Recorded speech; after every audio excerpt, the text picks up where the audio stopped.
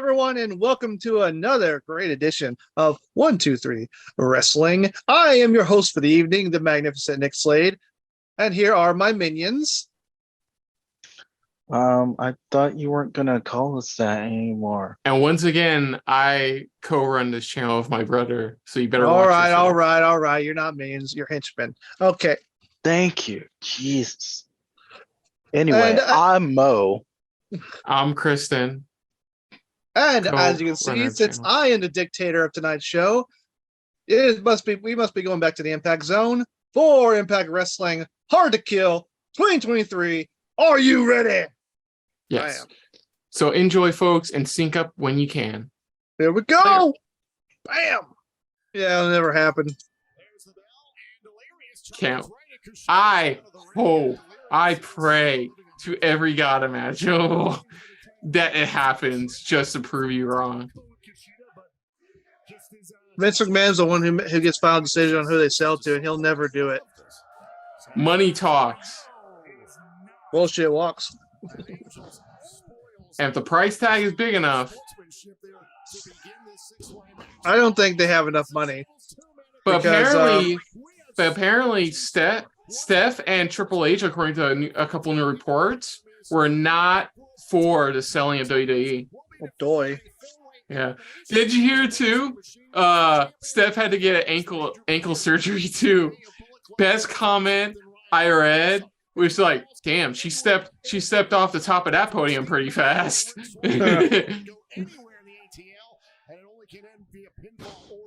Well, they also just announced. I also saw a report that Triple H will still be head of creative, and Vince McMahon will not be involved with creative. he before SmackDown starts, he sat down with the wrestlers to let them know, yes, Vince is selling WWE. No, it does not affect any of your creative plans for you. At least not for the foreseeable future. Okay.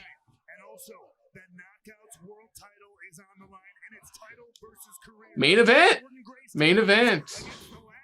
They are making this important, so you could be right with Mickie winning.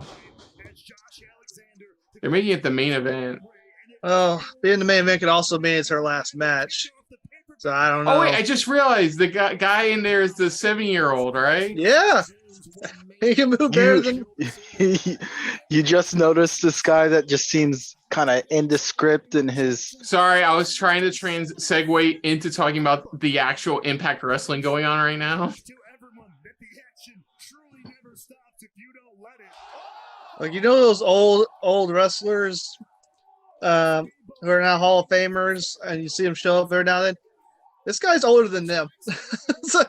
This guy looks like Yoda. No. Oh my Suzuki's God! Is he really? Is he really? No, it looks like Suzuki's distant American cousin. Did he just say for the love of AARP? Yes. Why? Yes, he did. Today.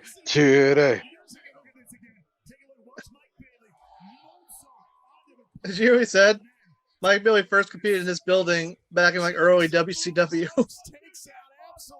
Probably did.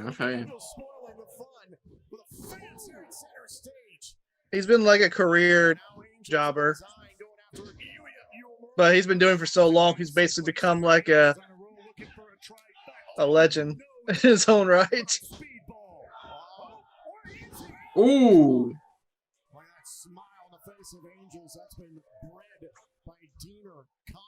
You could say the newest member of the design, Callahan. Did you hear what what was his name? Preston Vance's moniker is now in AEW. Wait, who? Like some Preston Vance, 10 Dark Order. Did you hear what his new moniker is? What? Hello Pelagroso. I think it's like White Wolf, White Dog, or something like that. Something dog. I can't remember. White something.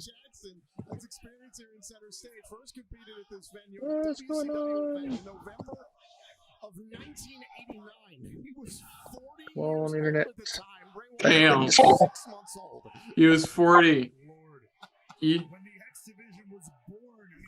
Is this like, no offense to Mike Jackson? I think he's doing great, but seriously, you can play a drinking game about how many times to make a he's old joke or fact.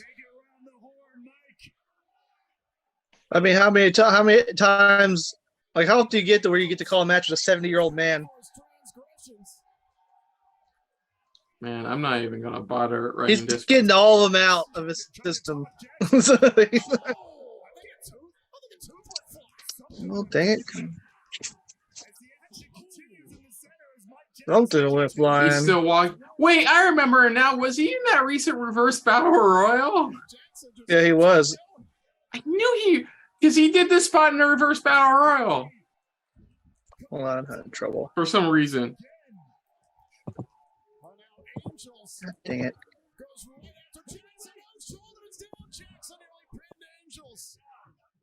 Yeah, I thought about that before, earlier today. I'm like, why isn't this for the like a number one contender for the X Division title? Well, Mike Like Bailey. everybody in here mostly everybody in here qualifies for the X Division. Well, anyone qualifies for the X Division because there's no weight limit. Yeah, see, so I'm like, why not make me believe Kushida may get a shot at the X Division title? He probably will eventually. He wouldn't be the first visiting Japanese star in Impact to hold the X Division title for a while. Sonata did it. Ishimori did it. Why am I having signal?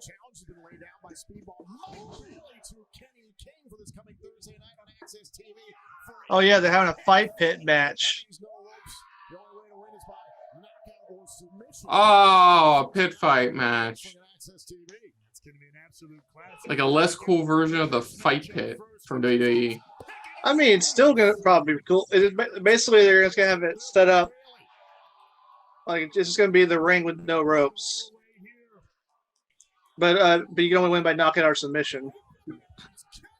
Oh, it's Kenny King. Oh, he's here to screw Bailey. Wait, why he screwed Kenny King? Does he have a match with Kushida? No, Kenny King has a match with Mike Bailey Oh, this Thursday in the fight pit.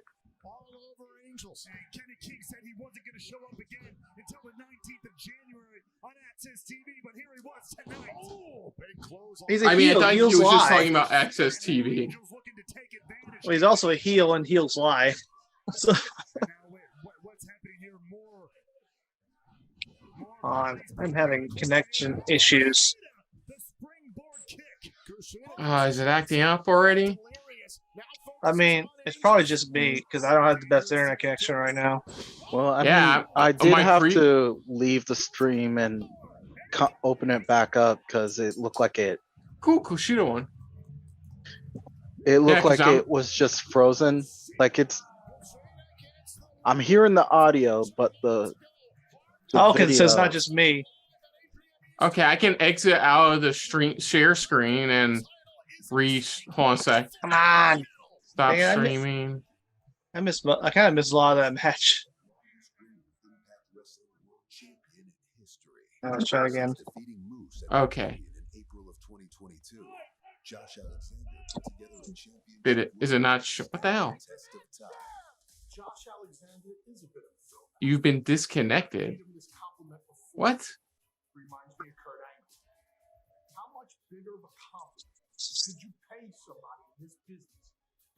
Well, Give me a sec. I'm going to.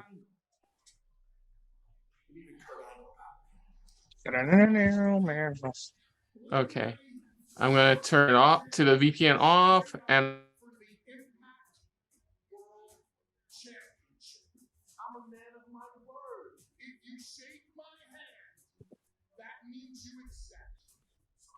okay, so it's just Kristen is froze right now.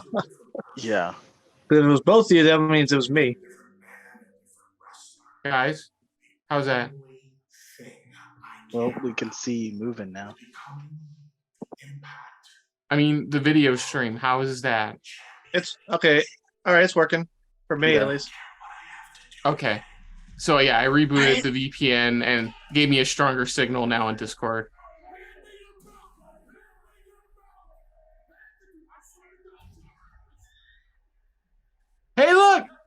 Nick, say it, Nick. Say it. Bully Ray don't give a fuck about your family. There you go. Josh Alexander needs to stop having his family come to his matches. I think it's probably part of his contract.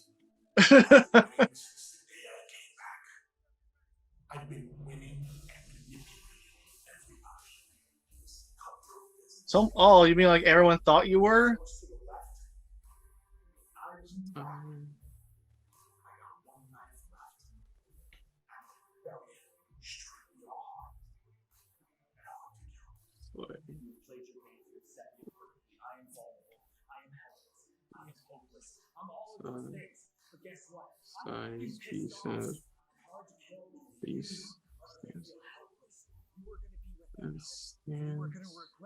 Every decision you made in your career, every accolade, every Hall of Fame ring, every championship you might have had, none of it matters. Because when you And enjoy as we react and review. the relationships with family and the loved ones that you pissed down the drain for your opportunity. Wow, they referenced how he married Brooke Hogan. Nice. And then, Very nice. And then he revealed he was the leader of Ace's Ace.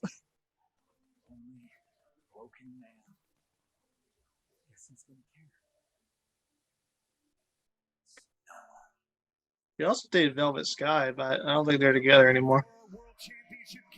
Oh yeah, Black Taurus.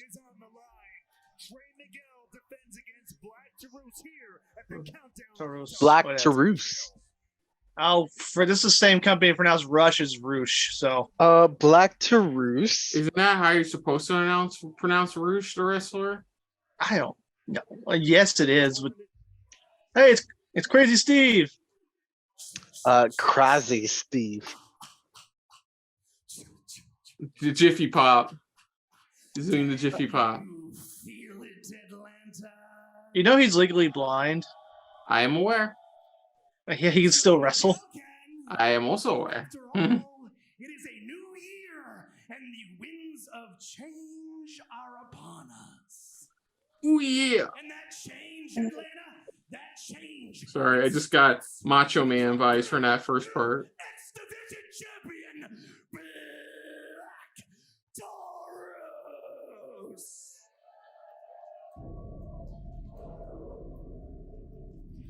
Interesting. Is this on a pre-show? They bumped this to the pre-show. We're still in pre-show mode. Oh, I guess They they didn't bumped move it to the pre-show.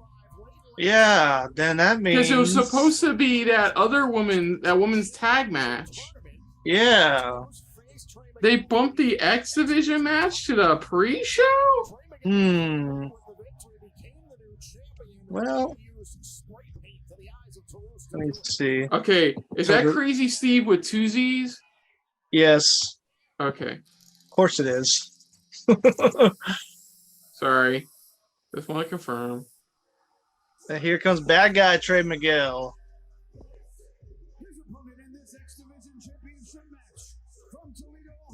Did he spray paint the X Division belt? I told you he did.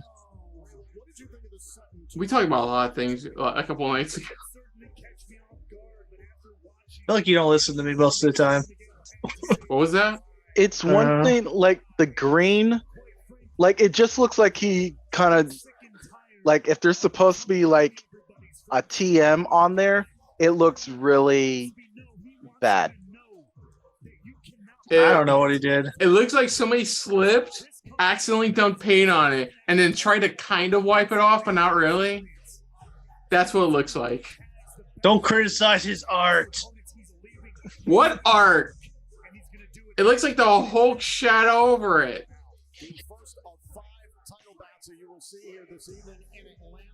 Yeah, this is on the fucking pre-show. They only get 13 minutes. The fuck? There might be a reason. Because we missed. Oh no, hold on a second. We did not, dude. We didn't miss it. As soon as you guys jumped on, is when the stream went. When after we did the introduction stuff, that's when the stream started.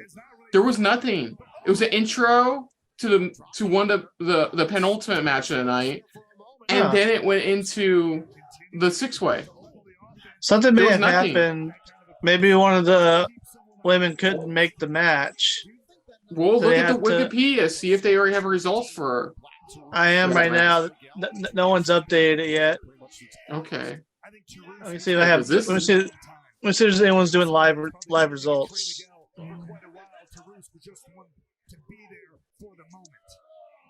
Tarus slowing up the offense here of Trey Miguel. There we go. Live results. Cage side seats. Whoa. Oh, fuck. Oh, That's got hurt. Man, he really grabbed that bull by the horns. That's what the X division is all about. And the X division right now is all about that man, Trey Miguel. Trey Miguel in his second. It's okay. I know the audience is laughing. It's only their approval's all I need. Okay. You're just approving. Yeah, you're just happy they got the joke. He was certainly thinking about it. It was not to be the power bull himself, showing how powerful he truly is. Woo! Bling blade. That's a cool mask. He wants to put this one away quick, trying to get some kind of mental advantage. Not to be so far, though. Trey Miguel. Whoa. Oh, damn. And Miguel's got control again. Very happy with himself is Trey Miguel, but he's going to have to keep the foot, push him all the way to the floor. This one, I'm afraid.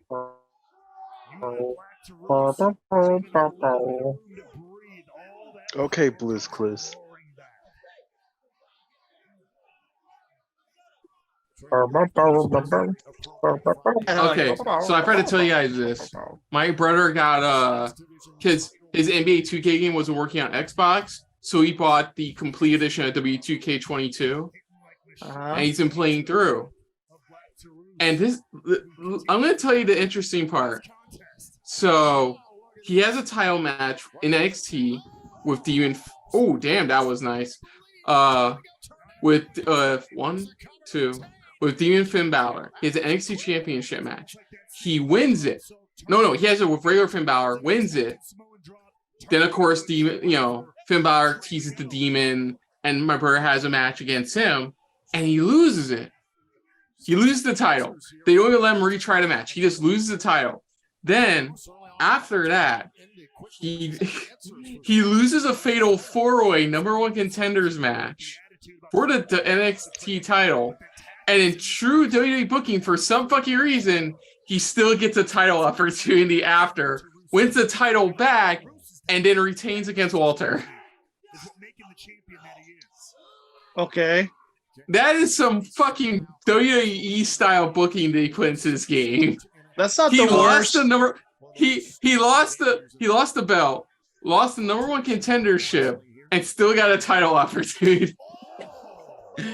It's like, what? Now, I mean, that's not the worst storyline I've seen in a WWE game. Oh, and then for some reason, they didn't acknowledge the fact he was a double champion at NXT, because he also won the North American Championship, but they never showed him with the North American Championship at all, though the game knows he is NXT North American Champion. Oh, they never do that in those games. I mean, we didn't know, so we found it baffling. It's like they're not even acknowledging you're the North American, you're a double champ right now. Okay, so I'm looking at. You might notice that for some reason Gujar was replaced by Delirious. No explanation why he wasn't on the match. Okay. Yeah, Kushida won. We saw that.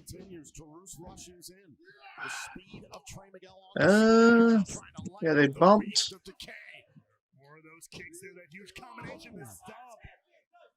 They haven't updated yet. I need to find somebody who's updating better. I mean, if anything, going straight to the source. I don't know if they do live. No, I think they do, actually. Impact.wrestling.com.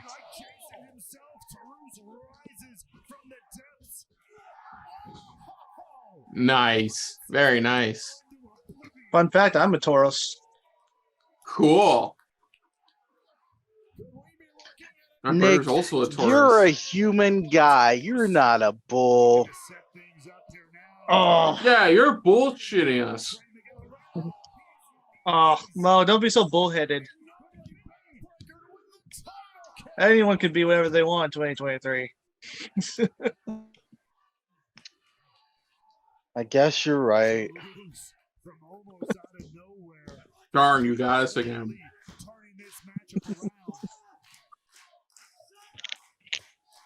Oh, I just don't have a joke, but I don't want to get canceled.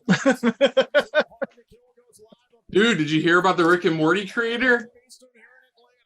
He is. Yeah, one more time. You hear about the Rick and Morty creator? Damn, No. dude. Justin Like, Roiland is apparently being brought in for abuse allegations, And domestic. imprisoning his spouse. Oh. Yeah, dude, you not even. I'm not even near the lever, and it went off. The cancel lever went off. Oh. So I'm not exclaiming towards your comment, but what just happened there? That was That was insane. pretty cool. No, pretty sweet. Some would say it was too sweet. Oh. Someone left their Dr. Pepper on the ground there in clear, visible sight. No, that's Coke Cherry. Don't have a cow, Mo. Count of 5. Title cannot change hands. Being a count out or disqualification. And look at this. This will be a statement here by Trey. It's nice to see a lot more people in the impact zone now. Yeah, that's a pretty sizable building. Ring of Honor's done show theirs too. Ooh, Speaking of which, it's nice they announced. Meteora. Oh, 2. Speaking of Ring of Honor, I saw they announced Supercard of Honor. Yeah. Trust So I me, guess I'm adding it to my list of things New Member may do. May. So I guess the anniversary show is not a thing anymore. They didn't do it this past year either. Well, I guess once Tony Khan finally does more Ring of Honor stuff, then they'll kick it back in. I think it sucks they couldn't do the anniversary show on their 20th anniversary. Blame Tony. Oh, blame whatever reason the people had for not giving Ring of Honor a TV time. Cut off at the pass by the X Division champion, who climbs with the bull to dangerous. Okay. Oh, well, let's watch this insane spot about to happen first. Oh, Jesus. dude! If he's not dead, he's close to being. He's dead. Holy shit! Wait, did Tom say Black Taurus? Yeah. Yes, they've been saying Black Taurus. I've been saying Taurus this entire time. I mean, they're going with the Spanish pronunciation. Like Rush is Roosh. Mm-hmm. Destination Hellhole. Love it. Really love it. Oh! What was that? Oh, he's got- Link. Oh, yes, put it on the rope. Oh, ref caught him. I mean, Crazy Steve is blind. Even he saw that. Clearly, the frustration setting in for Miguel as he's now looking for some help from under the ring. For a split second, He's I got know it's spray paint. I know spray paint. For a split second, I thought it was Chick-fil-A sauce, bottle of Chick-fil-A sauce. I saw my dumb fat ass thought it was a bottle of Chick-fil-A sauce. Jesus, Oh, man. shit. You Oh, gotta no, get no. some He's help. going to do it again? Oh, no. He sprayed him again. Again. Did what he had to do. Oh, I've seen that move before. damn it. He beat him again by spraying him in the face with spray paint. Oh, It was a good match. what a Baffled heel. why it was on the pre-show, but it's still a good match. Man, Okay, 2-till officially. This is on a slight, tiny little delay. or Torus. Poor Taurus. Ending was bullshit.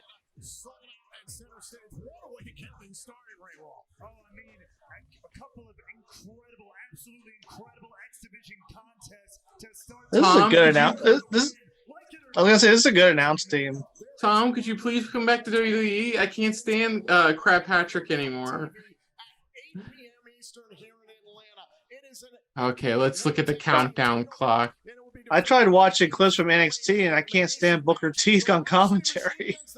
Dude, he is god awful on commentary. Come back, Pat McAfee. Please come back soon.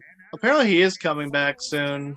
Yeah, college football has to end soon, right? I don't know. But that's not his only focus Anywhere when it in comes to his Atlanta. shows. It's okay. Bet. How many different places will they go for their match? One. I don't know. But I'll probably Not recognize- counting the Impact Zone. One. Not counting Impact Zone. One. Nick?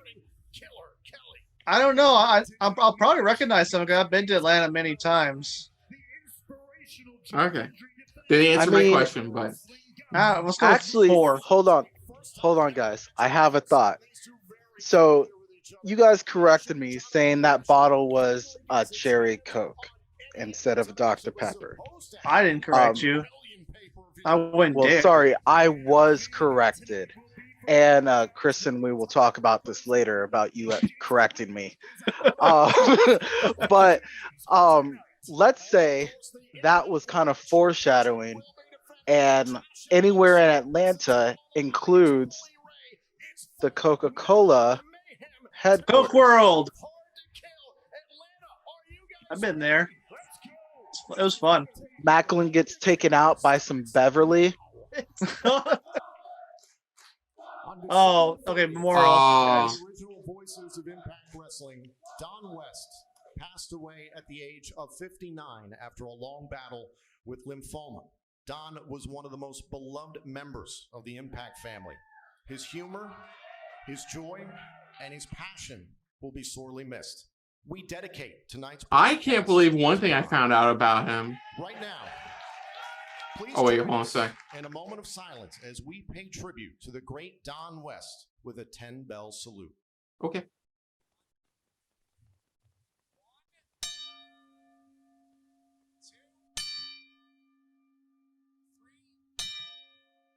You guys can hear that, right?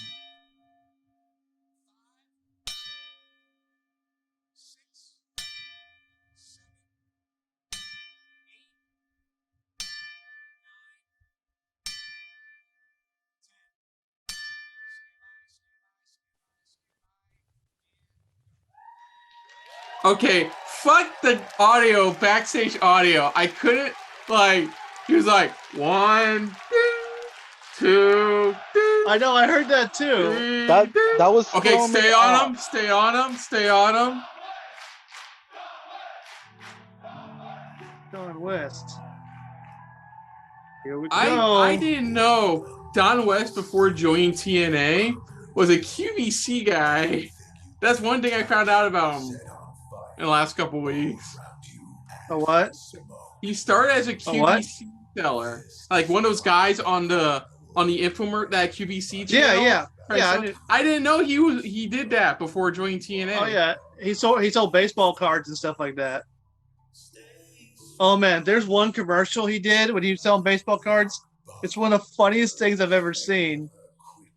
Because he's basically trying to convince you to buy the baseball cards and saying if you don't, how you'll regret it the rest of your life and you'll feel like a fucking failure and a loser if you don't buy this. He's doing the most serious voice ever, and it's funny as shit. I gotta find it. Don. Okay, West. somebody forgot to switch the audio from the crowd audio. I'm not willing to sacrifice my legacy for her career. And I'll be damned if Mickie James takes his title away from me. Is this it? Part 1. Waiting to happen. This is your moment.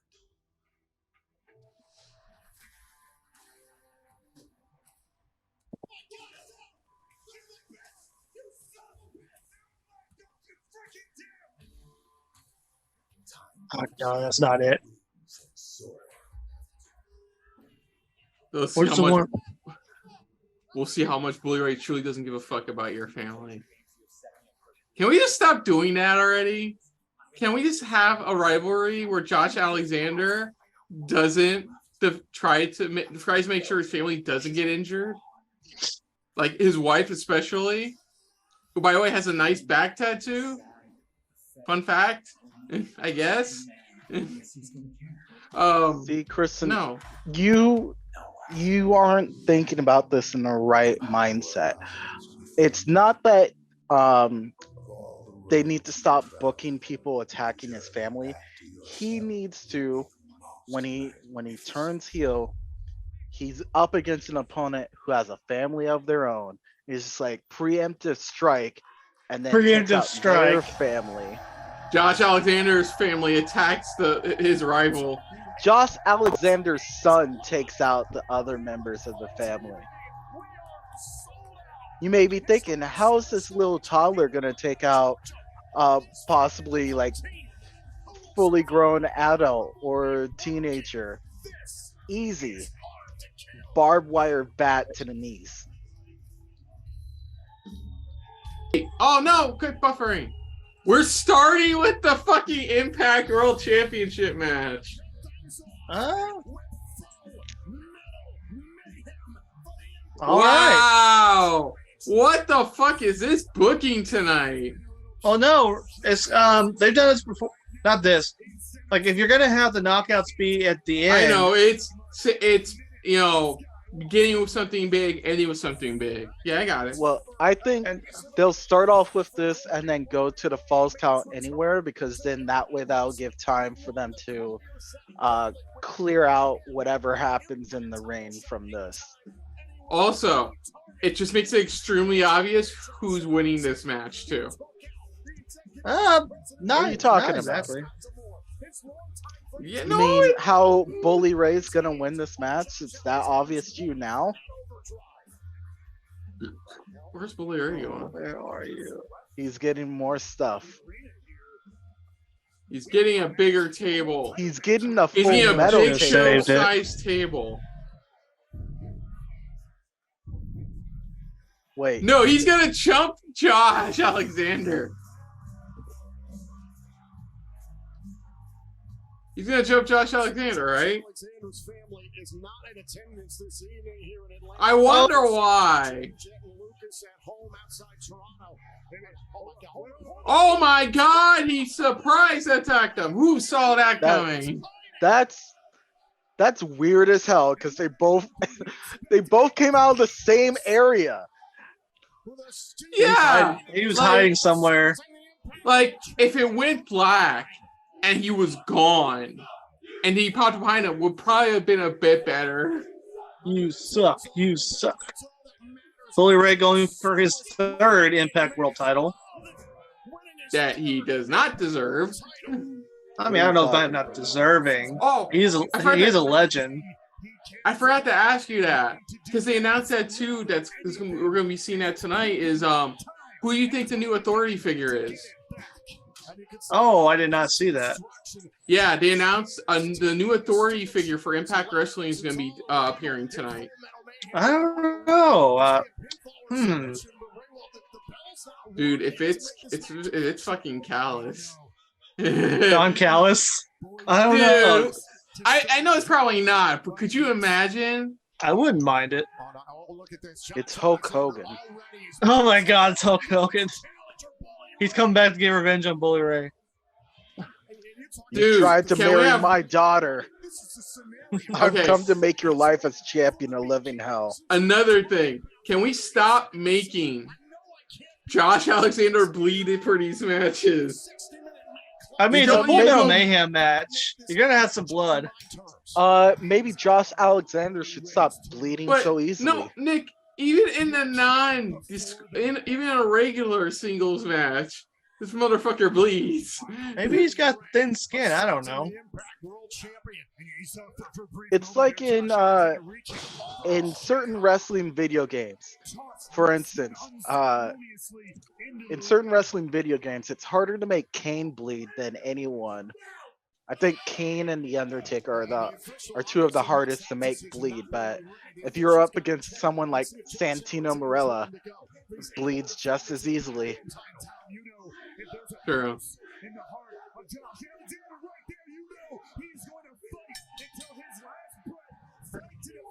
Oh, now the match starts.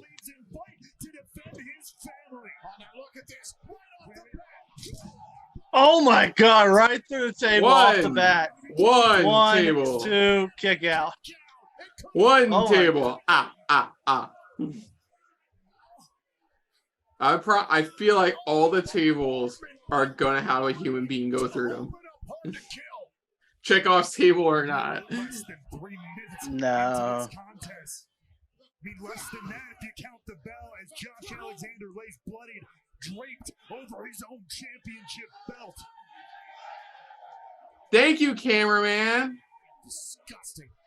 Bully Ray knows that he cannot. It's disgusting. How ticked off he is to come into play.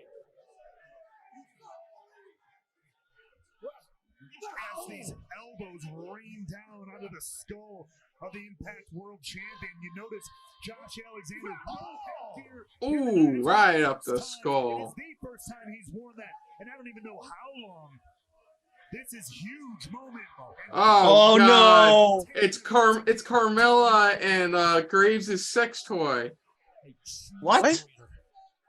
Did you not see that first trailer for their YouTube show? No. Where No. all their sex toys fall, but in the So, shot, one of the items hold is a your cheese thought for a grater. second there, because Nick and I just I feel like you're projecting or something, because So we don't need to know about your fetishes, okay? that was No. just out of left field. Jesus. Seriously though, watch that first trailer. No. Their no, sex toys fall out, you- and it's a cheese. One of them is a cheese grater. You have done the best job of making sure I never watch that show, trailer, or anything involving them. God. I mean, Corey Graves being in that show is enough for me not to watch that show. The rage that's pouring out of Josh Alexander right now. That is Josh's best bet in Full Metal Mayhem. I thought they said a funky weapon for a sec. In other scenarios, I thought he said funky. I thought that's how Gucci's in come for like five milliseconds. Yes, the crowd is so out of it, they're chanting someone else's call name. it is the tool. It is what Josh Alexander needs to unleash on Bully Ray. Tossing all sort of weapons into the ring. Oh, can land in the head of the hardcore legend Bully Ray. Man, Jesus Christ, upside the head.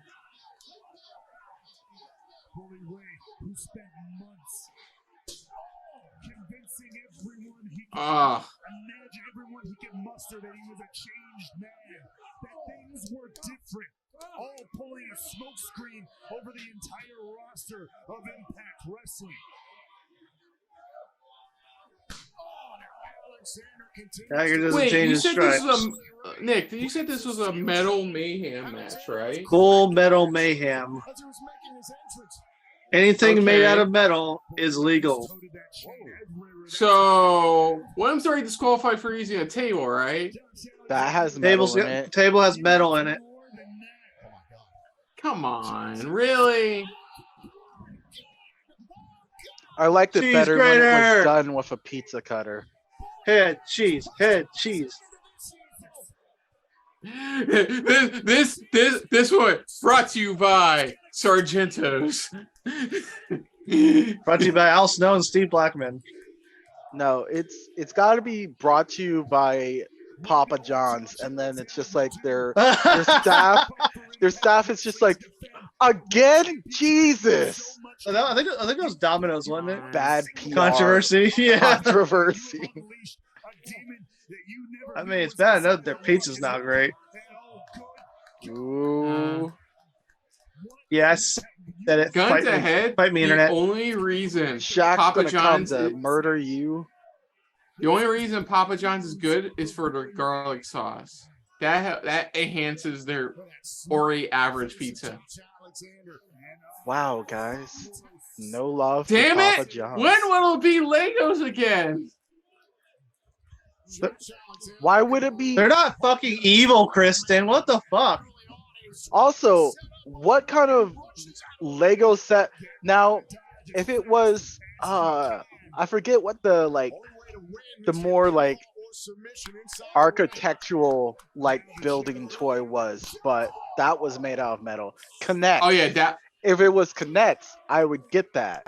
Oh But yeah, not Legos. if it was Lego. Legos are plastic, Kristen. It Lego- would be legal. No, that just be a better idea. A bunch of giant Lego dioramas, and they fall on them. That's true torture.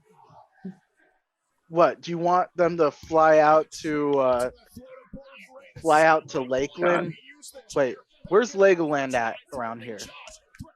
Oh, it's where I think it's around Cypress Gardens used to Kissimmee. be. Okay, so have them fly out, do a match just so they could fight in Legoland for a period of time. I would actually watch that. I would watch somebody have a Dude, fight, like a wrestling match in Legoland. I would love to see two indie wrestlers infiltrate Legoland or just And by get tickets to arrested. win. And no, go in and have impromptu wrestling spots and then stitch it together and turn it into a Legoland wrestling match. No, they'll be arrested before they get anything done. You gotta admit, that's a good idea. A Legoland street fight. It is a good idea, but you want to get their permission first. Like, make it look like he fell into a bunch of Legos, but he tripped, so security doesn't get on their ass. Oh God! No, Do it! no, Do it! no, no, Do no. it! Do it! No! I mean, it didn't look like he got all of it, so Nah. he's all right. I hate to agree with Mo, but like, yeah, he landed slightly to the right. Why do you hate Like, to if agree with anything- Mo? What did Mo do to you? It's because I am going to verbally berate him after For correcting this, you? for correcting me. I mean, first you correct him. That was your first mistake. Then he's just like, I refuse to agree with him. Ever. Oh, if Alexander did the bully bomb on him on the thumbtacks, Oh, suplex. it'd be great. Suplex him into the tax. Yeah. Oh, you're Strap just it exposing down. more of your skin for those thumbtacks.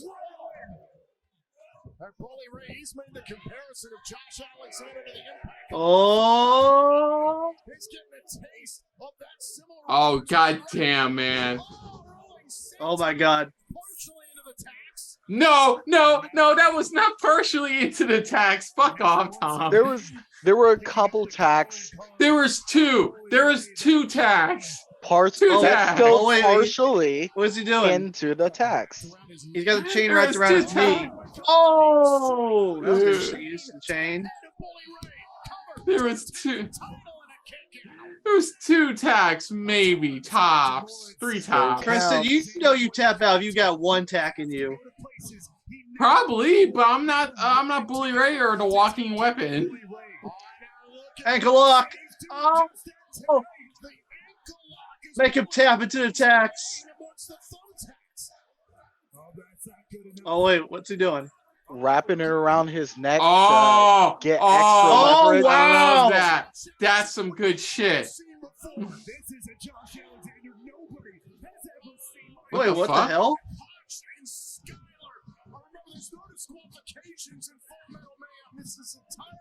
Who are they? Nick. That's John Schuyler and. Oh yeah, that's true. Oh, they're gonna 3D him into the thumbtack. Oh no! Okay, for the love of God, somebody hit the fucking pile. I mean, Actually, I would seriously. not have wanted him to do that this time because depending on how real those thumbtacks are, you don't want it to accidentally like catch him in the throat. Or the eye. Yeah. Okay, I'm putting quotation. Oh, he totally marks gets There's around- some in the He's got one head. in the back of his head. Kristen's looking down at the wrong time. They'll show it again. This is ridiculous. Josh Alexander has a tack in the back of his fucking head.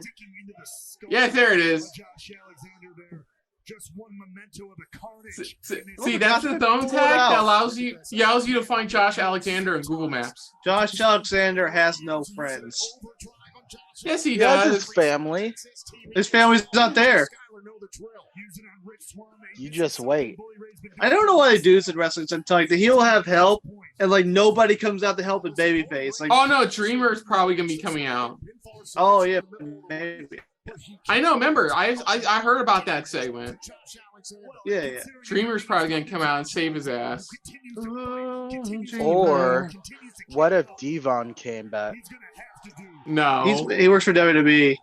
it's Dreamer. Yeah, called it. Dreamer. As soon as I saw the red shoes. Those red shoes. Yeah. I mean, it Oh could've my been God, somebody Dorothy tell for all we Tommy- know. Oh, somebody tell Tommy Dreamer to cut that man bun off. That is just, ugh. Oh, and let's not ignore the fact that Raven still hates him. That was great. First time I've ever seen a Hall of Fame segment where it ends with somebody doing a finisher on somebody. Oh my, what? Oh! Is Tommy turning heel? Wait for it. Wait for it.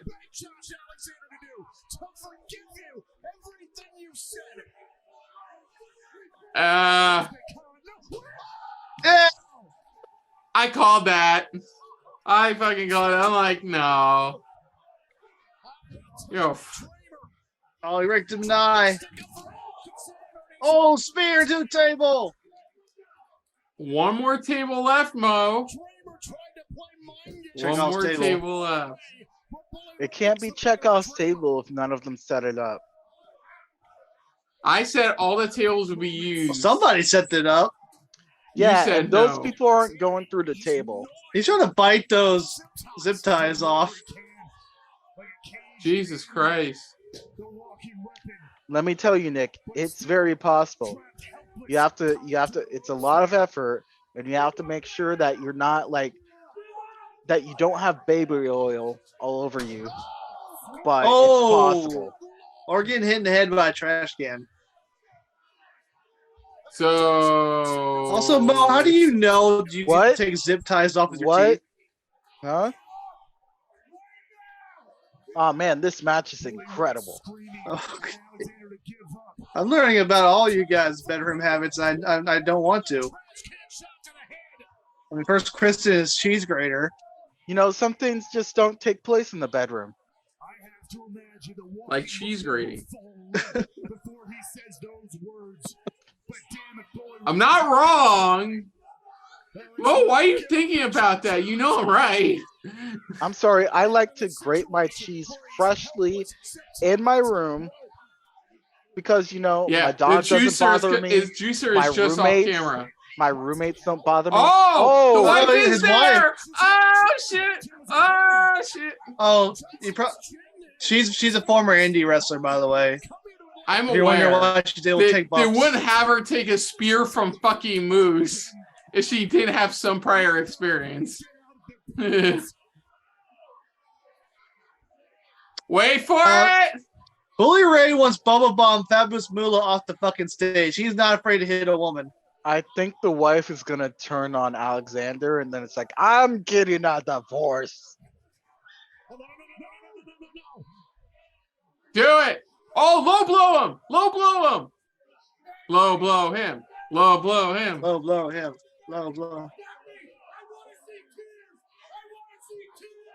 Oh God, they're making him a masochist. What are you talking about? This is somewhat similar to when he was in WWE. Beg for your child, God. Beg for your title?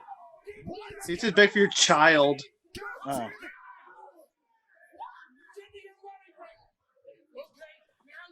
He said give me your wedding Okay, ring. now you. There's the low blow. There's the low blow. Called that. Balls. That one I called. When in doubt.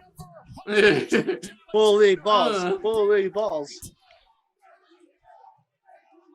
He's like, oh. Yeah, you can tell she's wearing more like looser clothes because you know she's about to do like a wrestling move. Yeah, see? Oh, sliced bread number 2. Got some thumbtacks in there. That move. I think the first wrestler I saw do that move was Brian Kendrick. Alexander, you know I'm so turned on right now, right? I'm so turned on right now, and not because I'm of really zip turned on ties. right now after you did that. Yeah, Isn't that I know. just At the a last set, Sliced like, bread I knew- number 2 is just like a version of Spike Dudley's Dudley Dog. isn't like, it? yeah, like I noticed. Oh. Oh, and it's going, it's going, it's going, and it's gone. Now, as soon as I noticed, wait, she's wearing That looser feels like a clothes, I'm man like, event. oh, she's gonna fucking fuck up Bully Ray. Well, I mean, the fact that she's not wearing. Oh wait, like, is she gonna jump up? Is she gonna put him through the table? Oh no! Ladder, the Oh ladder spot. my This is the finishing God. spot. Finishing move. It was launched by Bully Ray, and now Jen encouraging Josh, steadying the ladder. You'd think Bully would have learned to not trust women that close to his downstairs. Nice. Nice. Very nice. Whoa! Kick down! Oh! And then I'll break your fucking ankle! Oh! Break his ankle!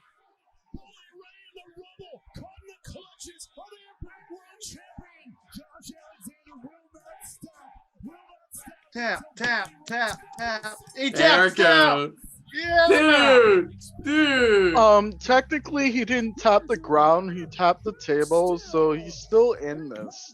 Yeah, whatever. It's a, you know what it was, Nick? He still had a +3 to table defense.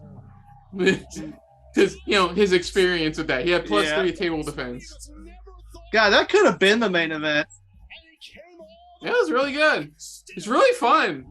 It was just so fucking ridiculous. I know. I said before, Impact knows how to do fucking hardcore matches. I appreciate them trying to make us believe his wife wasn't there. Well, the fact that they, like, come on, we watch enough wrestling. If they were gonna say something so like blatant, like there was no need to say his family's not here tonight. Okay, his family's here. But you have to imagine, like, Josh Alexander going, it's like, oh yeah. Oh yeah. We gonna celebrate tonight. Ow. Oh, No, he's no. like, oh yeah, Tommy, I almost forgot about you, man. Dreamer's like, 2 seconds. My back actually fucking hurts. I kind of, is it bad that I kind of forgot about Tommy for a second? Well, to be fair, Alexander's wife showed up, low blow Bully Ray, and did a sliced bread number 2 on him. He's been, I was like, oh yeah, Dreamer's been dead the whole time over there. This spot, I love this part. This spot. I will say, with the wife and Bully, like that whole exchange, that kind of slowed down some things a bit for me, in my opinion. I know Like, John Scholar. I can't remember the other dude's name. Okay. As you see here, Yeah, like I said, really fun opener. Even with Bully Ray saying his wife, Alexander's wife, had to die. At one point, he said, "Beg for your child." Beg for your child.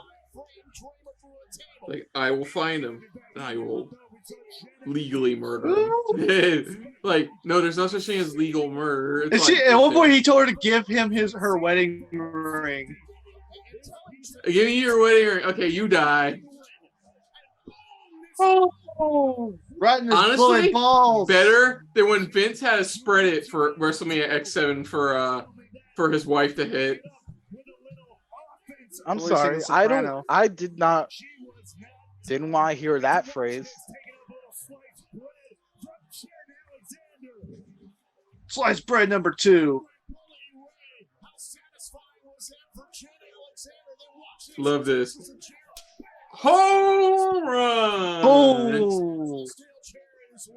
That was a good match. I enjoyed that. That was a really fun match. And Josh Alexander's record-breaking reign continues.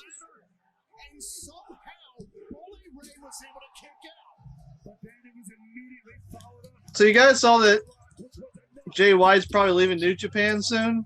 Yeah, I heard that. Yeah, I've heard about it. I wonder where he'll go. Not WWE, that's for sure. You don't know. It doesn't matter where he goes; it will be entertaining. I'd like to see him go to Impact. He's already wrestled there a few times. And he'd be a legit contender to Josh Alexander. Oh, Victoria. You know, I set this up myself, and I put a lot of pressure on Oh, myself.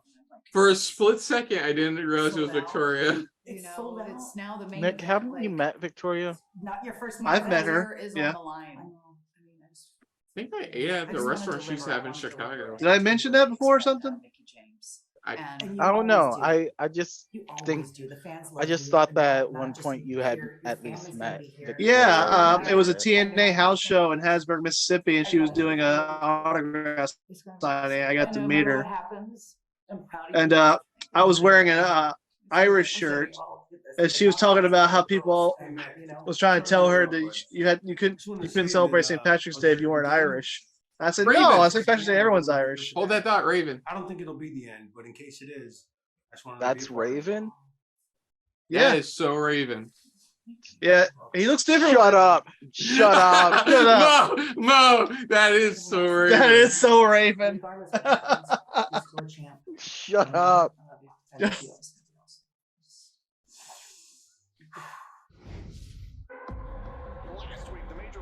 Yeah, so yeah, I met her, and she was super nice. She was sweet. I don't Turns out. imagine that there's a whole lot of interactions. Oh, dude, we're doing the Fatal 4-Way Tag Team title match. Mm-hmm. I don't imagine there's a whole lot of wrestling interactions between the three of us that we've probably had a negative experience with. Huh? No, I can't think of a wrestler who was a dick to me, like outside their persona, you know. Oh yeah. Because I've had that happen. I always enjoy that. Like Eddie Kingston, I was there in the Vault show, and Eddie Kingston came by, and I was like, "Yeah, Eddie Kingston," and then he acted like he was gonna high five me. He's like, "Oh, no." So, I was like, I just got healed by Eddie Kingston. I'm rooting for the major players. I think we're all going for different teams on this one. Yeah, I'm going for the major players. Mo, I think. Yeah, Mo, you're going I for went Bullet with Club, Bullet Club. and Kristen's going for Motor City Machine Guns. Yeah. Yeah, I can see Bullet Club winning based on like their performance from the tag league. Like if New Japan won't give the belts, like freaking Impact might. As we all try and recover after the Full Metal Mayhem match we saw moments ago, it is time for the four-way elimination bout for the Impact World Personally, I feel like Impact titles. Which team's gonna come out has done more with their relationship with New Japan than AEW has. I know AEW has that crossover pay per view. It's like until like throughout the year. You know what I mean? Major players. Ladies and gentlemen, this is a 4-team elimination match for the Impact World Tag Team Championship. Woo woo woo. Team number one, You know it. Matt Cardona and Brian Myers, the Major Players. Well, Tom, you asked the question. I think you're looking at the answer of who's going to walk out of here. Former 2-time WWE Tag Team Champions. One of these days, I gotta listen to her podcast. What's that? One of these days, I gotta listen to her podcast. Yeah, I know that. I think both of them, but definitely Matt Cardona fucking loves collecting wrestling action figures to an obsessive level. Like, he spends some ridiculous money to get some rare ones. Dude, they just announced they're having an Orlando New Year's. There it is. Yeah. Oh, yeah, I was going to mention to you, Orlando, Kristen. It's Kissimmee. No, they yeah. said Orlando. I didn't say it. They said Orlando. I mean, Kissimmee is No. basically Greater Orlando.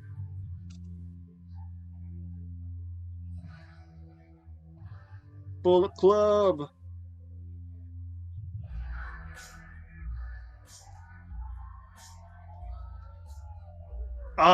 Chris Bay doing that Scott Hall entrance.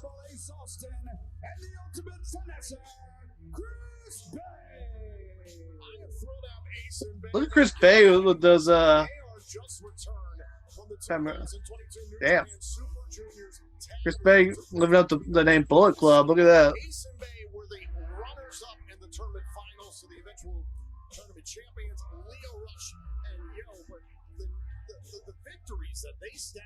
And surprise to no one, Leo Rush got injured. Their Bullet Club tag team name is ABC 1-2 Sweet. ABC 1-2 Sleep? 1-2 Sweet. Oh, 1-2 Sweet. Oh. There you go, Angel. Yeah, lay your hand on a bunch of The books. former champs.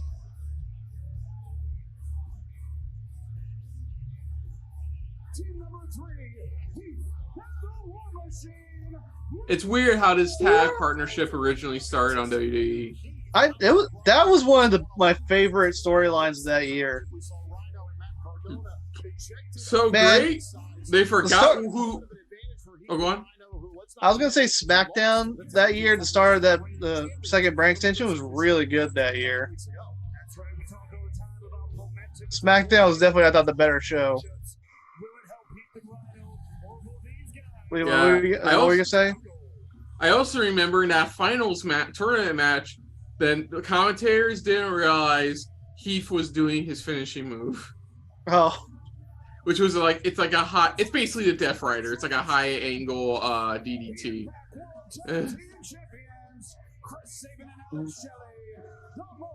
Double champs. Over 16 years as a tag team, and now they are champs here in 2023. The staying power, the longevity, the ability of Shane and Saban is just unbelievable. But is it enough to withstand a four-way elimination match? I mean, this is one of those scenarios where you gotta have not just. Remember when we thought Chris Sabin was just going to come back for one match?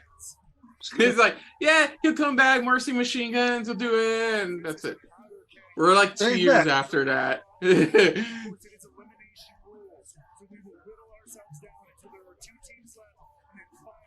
Oh yeah. Ah, yeah. It's an elimination match. That's right. Yes. This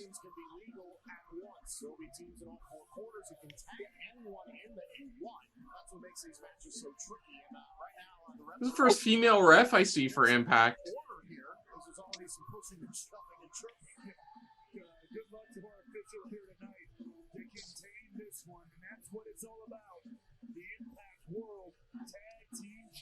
Man, Impact's tag division is stacked. This isn't even all their best ones.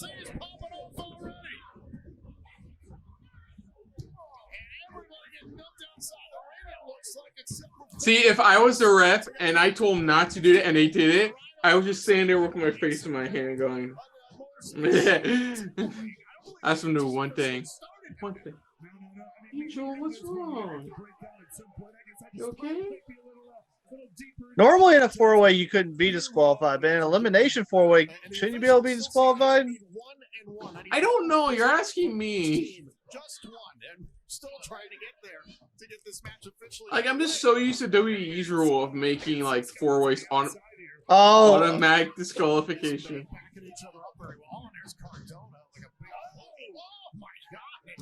Damn right, it's a Cardona's crash. yeah.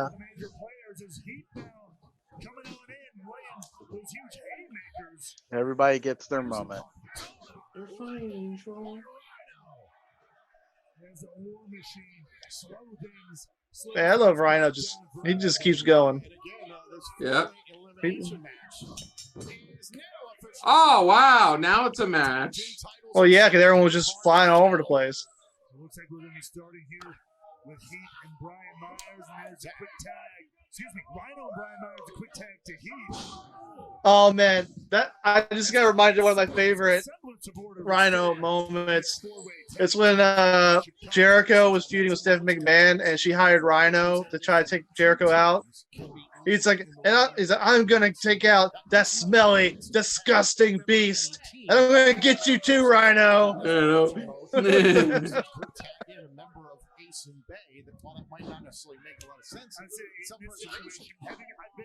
I love how Heath's ring gear got the memo. Got the memo what the theme of this event was about. Oh yeah. Especially if you're the Guns. Cardona to eliminate Heath and Rhino, and that's broken up. If you're the Guns, theoretically, you just hang around and watch everybody destroy themselves. You can lose this match early if you're the Motor City Machine Guys. Yeah. By being legal. If you stay not legal, you can't lose. Yeah, so would it be smart to not tag in until you're like the final two? The major players going to work here early. Because it's an elimination match. Yeah, but on the other positive side, if your partner's still fully aware, he can easily make sure he gets tagged in while you recover. Oh yeah, I'm just saying, if just there's let the other someone- three teams.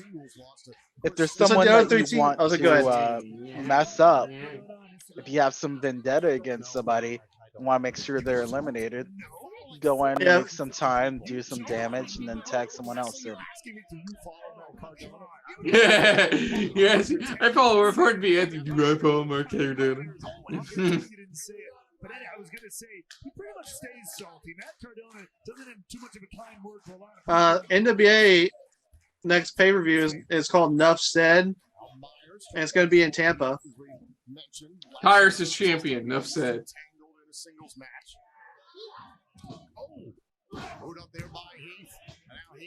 And the reason it's called Nuff Said was catch is on his on Greg. No, Angel, that's my phone. That's my phone. Angel, you didn't realize. Okay. Dog just.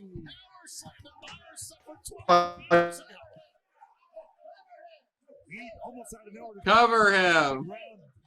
Throwing Myers from that top rope, and there's an opening to get a tag to his partner, and in comes Rhino. Rhino and Cardona. God dang it. From ringside last night on Access TV during the matchup between Myers and Heath. So, Okay. Ah, it's on Roku. All right, now I'm back. Honestly, I was paying attention to the match. I did not notice.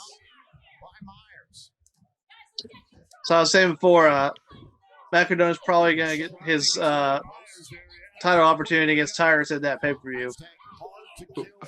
Yeah, that's pretty good.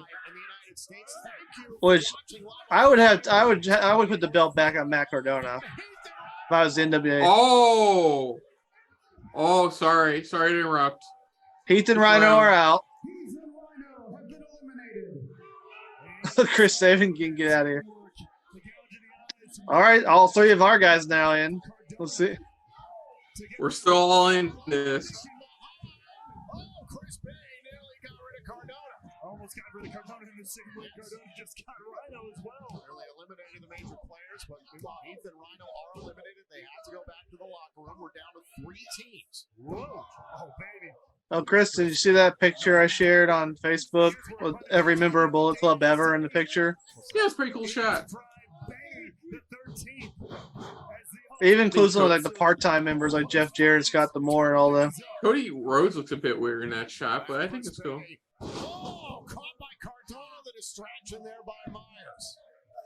Great belly to back suplex there by Cardona. Tag made. In comes Myers. And listen, I would have expected major players to avoid working in this matchup at all. Brian Myers actually is a former Impact Tag Team Champion with Trevor Lee. I was just gonna say, I mean, they worked Because that was during the Global Force Wrestling invasion of Impact, and Brian Myers and Trevor Lee were part of Global Force at the time.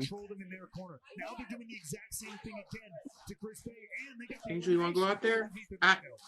Hold on a sec. Hold on a sec.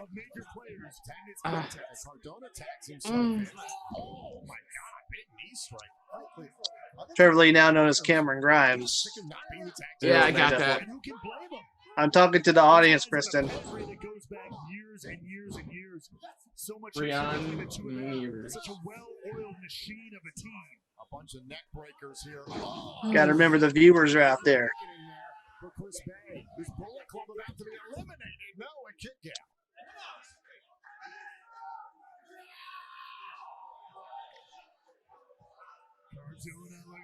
We get it. You're in shape.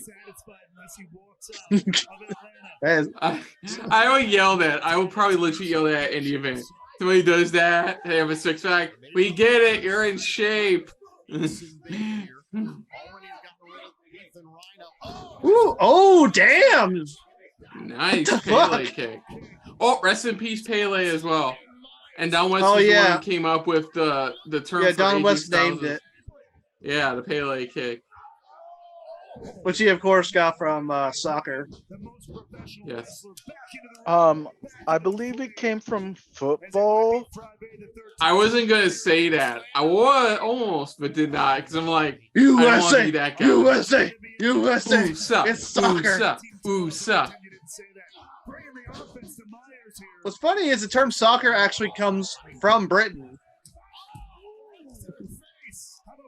Like we didn't. It's not like we made it up.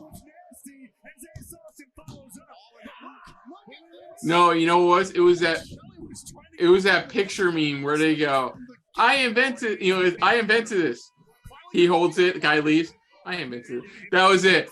I invented the term soccer. UK, I invented the term soccer. Leaves. US holds it.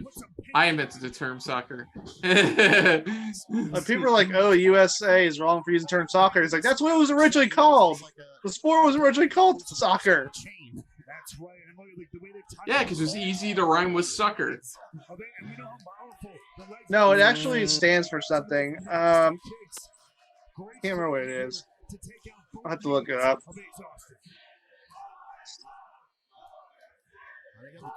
Trying to make a good anagram joke of what soccer spell out means. Soccer. I can't think of any. Sometimes objects can collide everywhere randomly. Regionally. That works. And just as I was saying, the major players working very hard here in this matchup to earn eliminations. Now the champions, who we're talking about it, for all intents and purposes, could not be involved too much in this matchup, but just wait till the end. It would be nice to see Bullet Club pick up the win, to be honest. The definition of fighting champions, even when they literally don't have to be. Give them credit for that as they obliterate the legs, both legs. Dude, what if it's Jay White as the authority figure? Yeah. So the term soccer was used because there were two different kinds of football. There was rugby football and association football.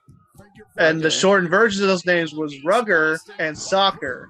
So soccer comes from association football. Nick, what did you say? Rugger. Rugger. It doesn't even sound like the word you're that thinking split of. second. Mo was that guy in that South Park episode behind the camera going. No, but Does it that's squeeze me? it's interesting. So yeah, soccer Rugger. was actually it was used to differentiate rugby and what would be called what we know today as soccer or football. So yeah, soccer was the original name for it. Rest of the world. I don't think it's gonna help the case if you go to another country and spout that information. I mean, I don't care if they call it football. Just don't stop giving us shit for calling it soccer. Dude, I've heard if the more of the the football craze, the soccer craze countries, just to get them to the arena and then out of the arena is insane. I think was it Matt Damon talked about that story once on Hot Ones about one time where his wife's he wanted to go to a game while they were there visiting his wife's family, and it was insane. It was like gates, barbed wire, security. Like police everywhere just for a soccer game.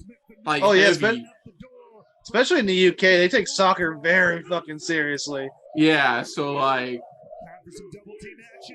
that's what it's like. Soccer hooligans. Oh come on, camera guy, get your shit together. 1, 2. Ooh, it's the BC versus the MC. Lost my dudes. Okay, the camera guy is weird tonight. Well, there's more than one cameraman, so you could blame. Kristen's just like cameramen in general are just weird. Yes, they're all strange, but they're especially when they're buff and you think they're Claudio Castagnoli. Now it turns out it's just some buff camera guy. Yeah. To be fair, props to the camera guy for keeping himself in shape. You gotta lift that thing around the entire time for like multiple hours a day. Damn. All right. So my guys are out. I'm going for my second choice. Bullet Club. Oh, they did Magic Killer on them.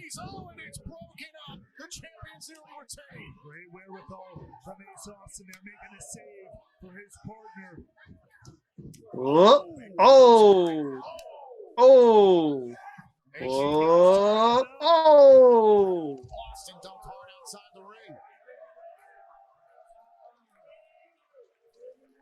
And this is what the machine guns do best: pick up the speed, double team, and get the job done. Now look at Shelley trying to set up. Oh! Defends himself.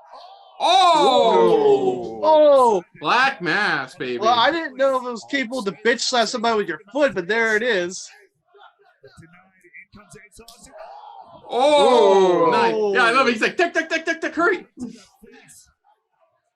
like, duck, duck. Oh! And can they get it done again? Work to eliminate the major players. Oh! Nice. Art of Finesse. Wait. What the hell? Oh, they're interfering. But they're still making their presence known. I mean, look at the Motor City Machine Guns helping to fight off Cardona and Myers. Save it going before a flight. None too pleased with the major players if they got eliminated like that. And also the process, the gun. It hurts here, Doctor. Yeah. In here. Oh, just getting lit up right now. Oh! Oh! Oh! 1, 2, 3. Machine guns retained. I know the ending was a bit flat. Like I get major players interfered. Hey, but my pick won. Motor City. Motor City.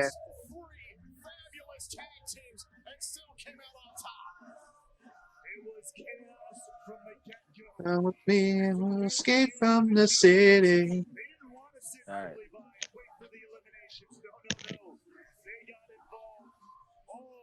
And now FTR show up. That would actually be pretty fucking awesome. It'd be cool. We get FTR I mean, they're free agents in March. But apparently they're taking a few months off, according to the one report. Well, also I heard they're going to tour the Indies, so they could show up in Impact. You don't know.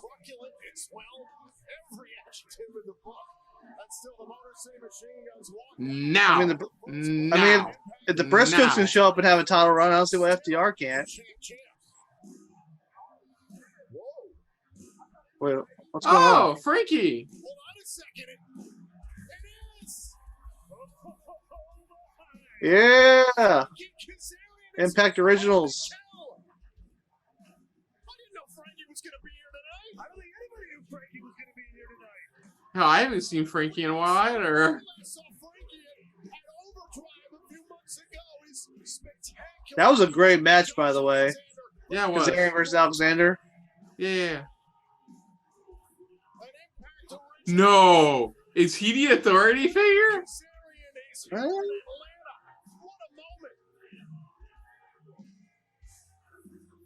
Oh, dude. He's the authority figure, isn't he? We'll see. What's up, Impact Zone? We got a Jushin Thunder Liger mask.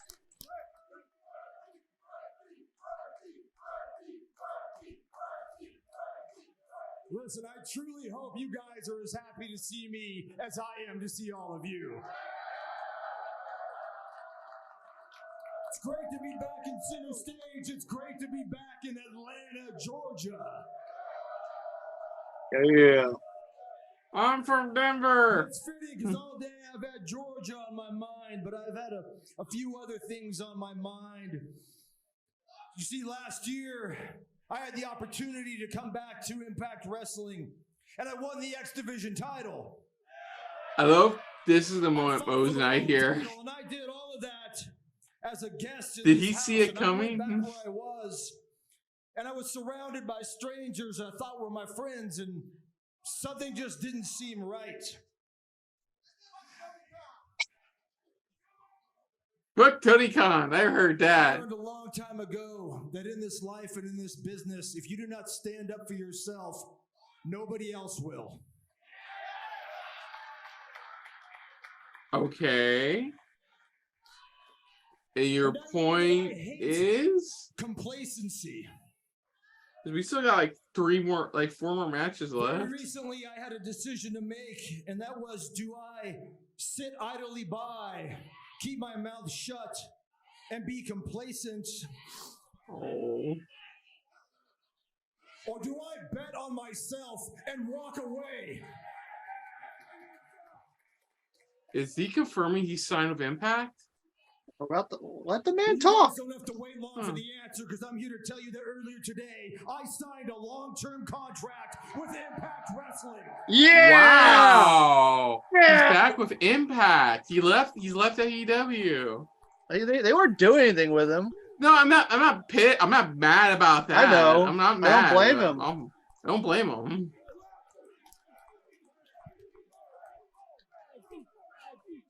At least it's not a Vince thing where they like Tony went no.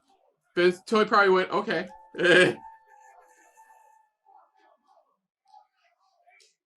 Well, you guessed it. What that means is Frankie Kazarian is back. Yeah, that's a good get. I want to leave you guys with this. One of my all-time favorite songs is by a band called AC/DC. Oh, don't! It's a long way to the top if you want to rock and roll. Please don't. Please don't play the music. Please don't. Please don't play the music. Please don't play the music. Please don't play the music. Please don't play the music. I want to rock and roll. I will rise to the top. Impact Wrestling. Frankie Kazarian is back home. Please don't play the music. Yeah. You hate that song or something, Chris? What the hell's wrong? Copyright. It's a long way if you want to rock and roll. Okay, thank God. Okay, cool. Kazarian officially signs with Impact again. Yeah. Good for him. Make another shot at the world title. Maybe. Well, yeah, good for him. I don't have anything else. I thought he was going to be the authority figure. They've been teasing. He's still active. He'll probably. Ooh. Big mommy pump. Jonathan Gresham gets that snoo. Oh, Oh shit. digital media time.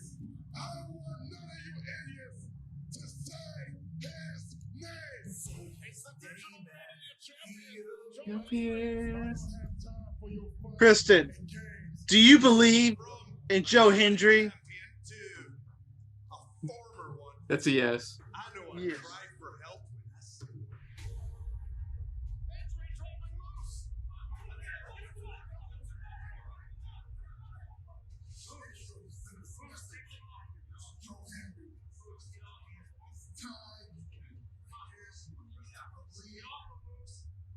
I swear to God. I don't see Moose holding the Digital Media Championship, honestly. And I feel like this is an offense to the Digital Media Championship. I mean, he's a former. He held the Impact Grand Championship, so he's held a mid card belt before. I mean, but now though, like he had a great rivalry with. He's not doing anything else right now.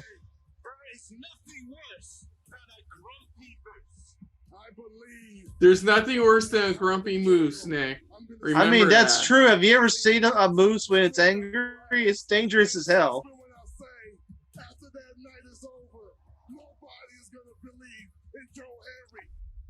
God, you don't even think about how big mooses are. I feel like this match is them seeing if Joe Hendry is really ready for like a bigger spotlight. He's already over with the crowd. Yeah. Oh, you missed it, Mo. Frankie Kazarian came out. Is Kaz the one that is the enforcer, or?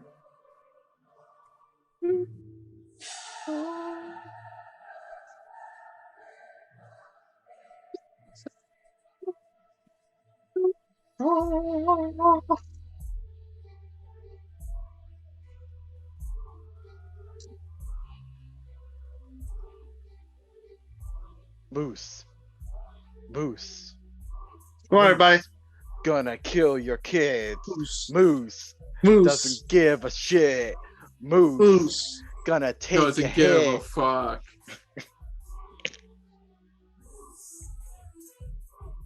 Moose.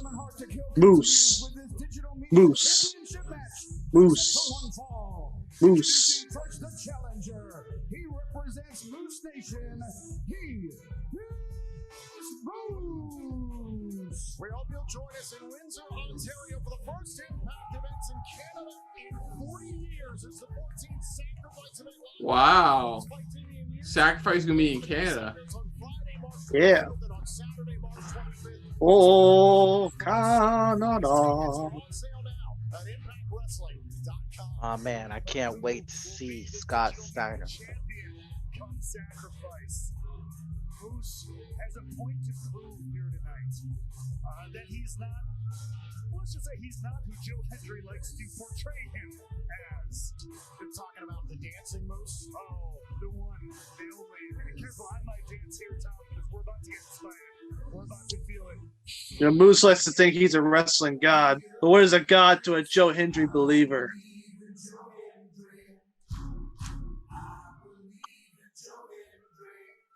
I love this. This is uncomfortable. I know, it's great. Man.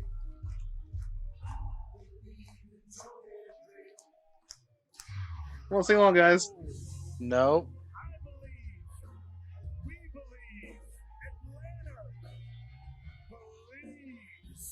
See that expression on the face of Joe Hendry taking moves very seriously tonight. That's exactly what Moose has hated so much. He didn't think that Joe Hendry took him seriously. Doesn't take this business seriously. And wants to prove that to him right here tonight. 24 hours ago. Oh wait, he's gonna say something. Hendry in a six-man tag team match about our main event. first loss for Hendry since his return to Impact. Nice twist. This Thunder. Good timing on that.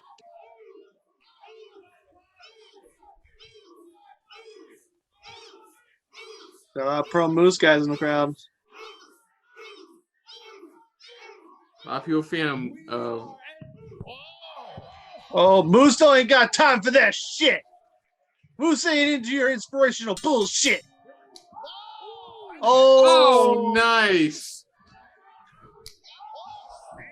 Okay, that one he slapped him in the neck. As this one gets going very quick. I mean, to be fair, Moose is pretty much all neck. So I don't want to hear any more from Joe Hendry. All the antics and jokes over the last few weeks, it's really gotten under the skin of the Moose. oh. Yeah, certainly no dancing moves here tonight. He's gonna dance, and it's gonna cost him. Calling it now. He's gonna dance. It's gonna cost him. I remember it was Moose who was venting his frustration following a loss to Bully Ray in a tables match at Overdrive a few months ago. Following that loss at Overdrive, Fun fact: Moose is a former Atlanta Falcon, so it's kind of a homecoming. Go for that slap. Are you talking to the audience again? Yes. Didn't answer. It's like you've actually they're not even there, Kristen. Well, Delayed I have a fun suplex on fact. Moose. Moose doesn't care about families. And Kristen doesn't care about his audience. Oh. Don't worry, guys. I care about you. I believe in you. I'm in a rough place, man. I don't know who to root for in this one. Who should I root for? The inspirational Joe Hendry, but the intensity of the wrestling god Moose. You gotta help me out here. I figured you would have gotten a payoff from one of these guys earlier in the night. Moose. Atlanta is Moose Nation. Again, delayed vertical suplex. Jesus. Moose is not a small man either. Damn. He's deadlifting fucking Moose. Okay. Moose is billed at 300 pounds. The incredible strength of the Stolly suplex in the ring wasn't enough. A little walk around the park with Moose in hand for Joe Hendry. Digital Media Championship can only change hands. Somebody's got to cut out head of Joe Hendry on a stick. That's funny. Hendry wanting to make an example. What? He believes in Joe Hendry, and that's a little. He believes in Joe Hendry.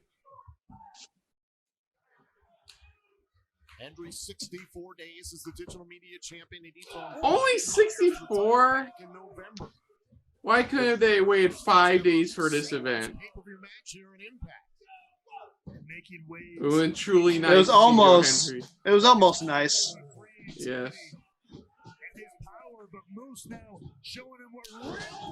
Damn.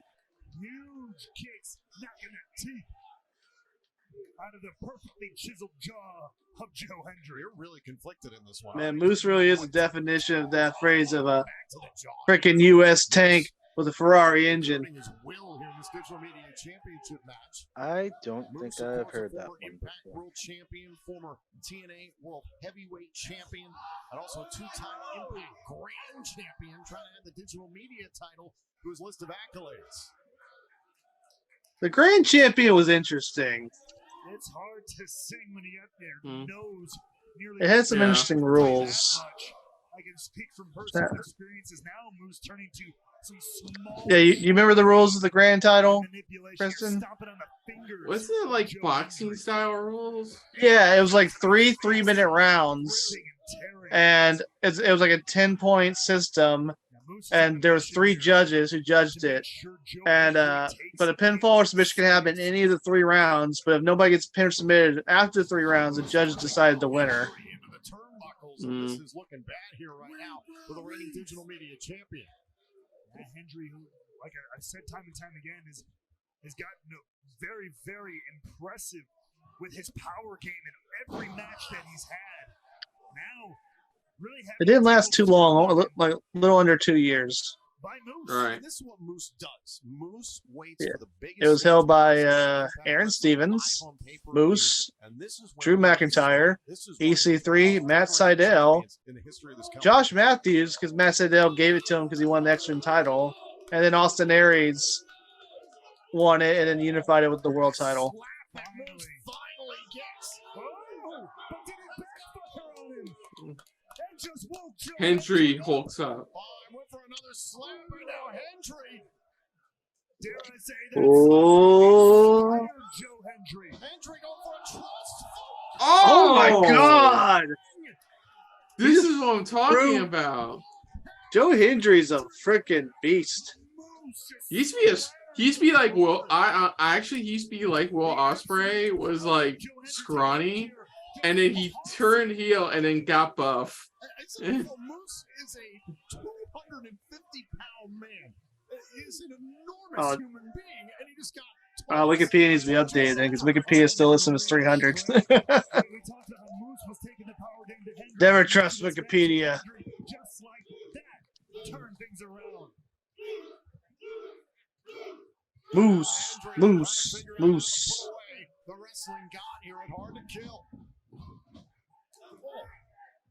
That's a real wrestling god, unlike the so-called god Baron Corbin. Wow! Wow! Did you see that? Yeah. I wanna see it Holy again. shit!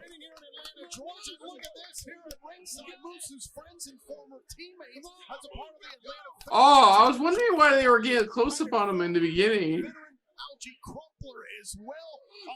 That was bad timing. Moose, moose, moose. I love, dude. Joe- Moose's sell of that cutter was beautiful. He didn't even just take it; he went boing. Joe Hendry's not used to not having the crowd on his side. Like I said, I think if anything, win or lose, this is to see if Hendry is destined to be a top guy. I think that's what this match is trying to show. If Hendry can be that top guy. It's been good so far.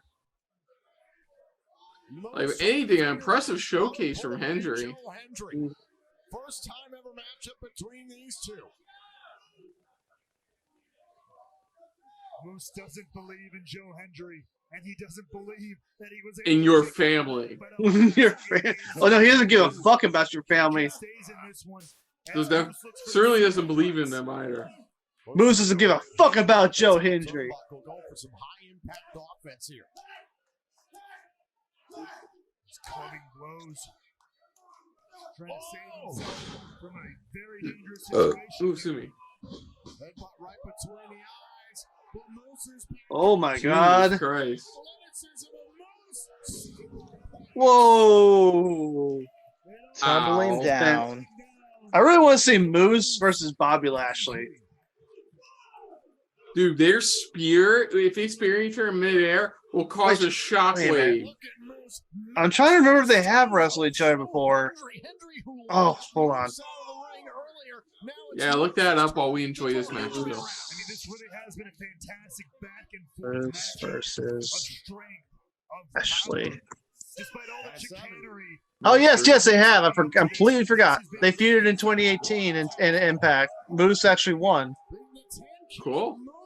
Yes. So Genesis 2018 Lashley versus Moose. Both men so evenly match up in strength and Okay. athleticism. Let's see who's Moose not fought that I like to see then. A series of shots there between champion and challenger. All for the digital media title here at Hard to Kill. What's another good like athletic big dude? Ooh, close one. Almost had a new champion there. Let's see what happens. Shoulders down. Oh, and a kick out by Hendry. On Moose, he wanted the spear. Look at Hendry. Cover. Kick out by Ooh, almost got him there. Oh. Speaking of Lashley, have you guys noticed like the teases for them reunited the Hurt What Business? the hell was that? That was a Dude. clothesline. Looking to put this one away soon. Pop up. Oh, pop up power bomb. Oh, and a kick out Woo. by God damn. God damn. What a match between these two. Both these guys. This has been a really good match, yeah. Makers dropping bombs left and right, but still this matchup continues.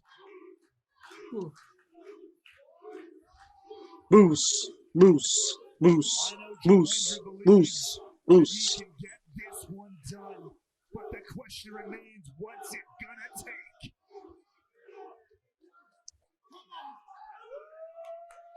And now Hendry. We can see he's thinking about the standing ovation. Oh, can he power up Moose? Standing ovation. That's a clever name. Oh. Cover to win the championship. Kick out by Hendry. Right now, Moose. Kick out by Joe Hendry. The pace going. Goes for another. Another Uranagi. Don't allow his theme song to get into your head. It's already there and it's not leaving. What are you talking about, Mo? Shut the hell up. What are you talking about, Mo? Over and over and over. Even Shut Joe your mouth. Hendry. For Moose, he's getting more and more frustrated. Now grabbing the digital media championship. Ooh, that has a nice Rugrats. Oh, I'm gonna make your personal ringtone for me, Joe Hendry's theme song. That's cool. Just never call me again. Oh, Dick Kick City. All the way downtown.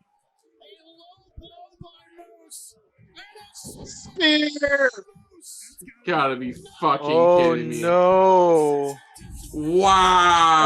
Oh no, guys. He got kicked in the dick and got speared and lost. Oh, this is gonna be really rough for anybody who believes in Joe Hendry. I mean, he's in Moose Nation right now. He's doing good. So this is making him Grand Slam champion now? No, he's never won a tag title. He needs to win the X-Fin title too. So yeah, he's only been world champion, and he's held 2 Hold mid it, card Dot. titles. What the heck?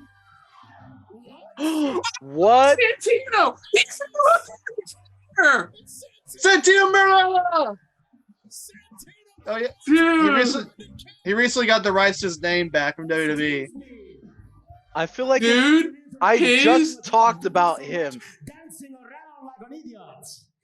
But allow myself to introduce myself. You see, my name is. He's gonna restart the match. He's gonna restart the match. No. He's gonna restart the match. Director of authority here at Impact. He's got a fucking badge. Wait, so what the fuck was Kaz doing out? He was You announcing didn't he's let me signed- finish. He announced he signed with Impact. There was going to be a marching band. They were even going to release several Falcons here in the arena. Dude, his voice, his gimmick voice versus his regular voice is fucking night and day. I'm not even joking. And I'm watching backstage. I didn't even know he started in MMA. Like, he hardcore started in MMA. I don't like cheaters, and you, my friend, are a cheating son of a gun. Son of my god. So as my official. Wait, director of authority? Director Yeah. of authority. Okay, thank you. I'm gonna restart this match. I told you! I fucking told you!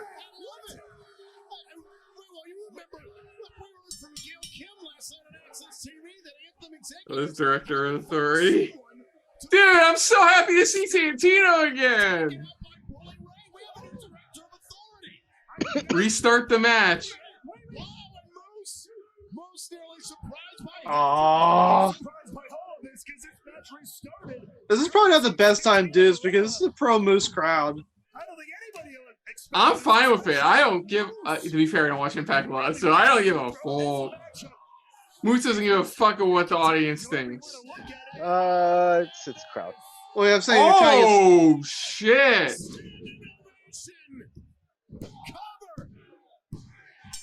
Oh. Dude, he started. Oh, the crowd's booing. It's Whatever. Great decision by our new director of authorities. I love it. It's not just a new director. He's the DOA. Yeah, Santino. WWE had trademark in that name, but they recently let it expire, so he got the name back. That's fine.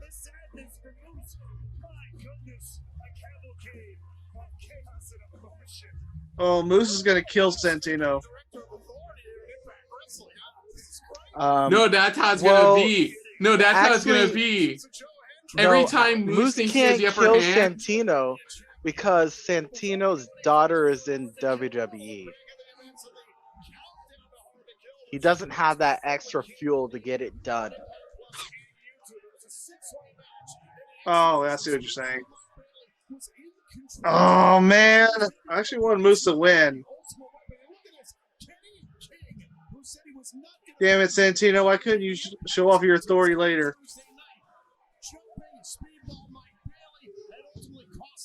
Kenny King making his presence felt, which allowed Kushida to strike here, eliminating his competition, and then take a look at this, dragging Angels all the way from the top rope. Not only that, but able to do it. Whoa!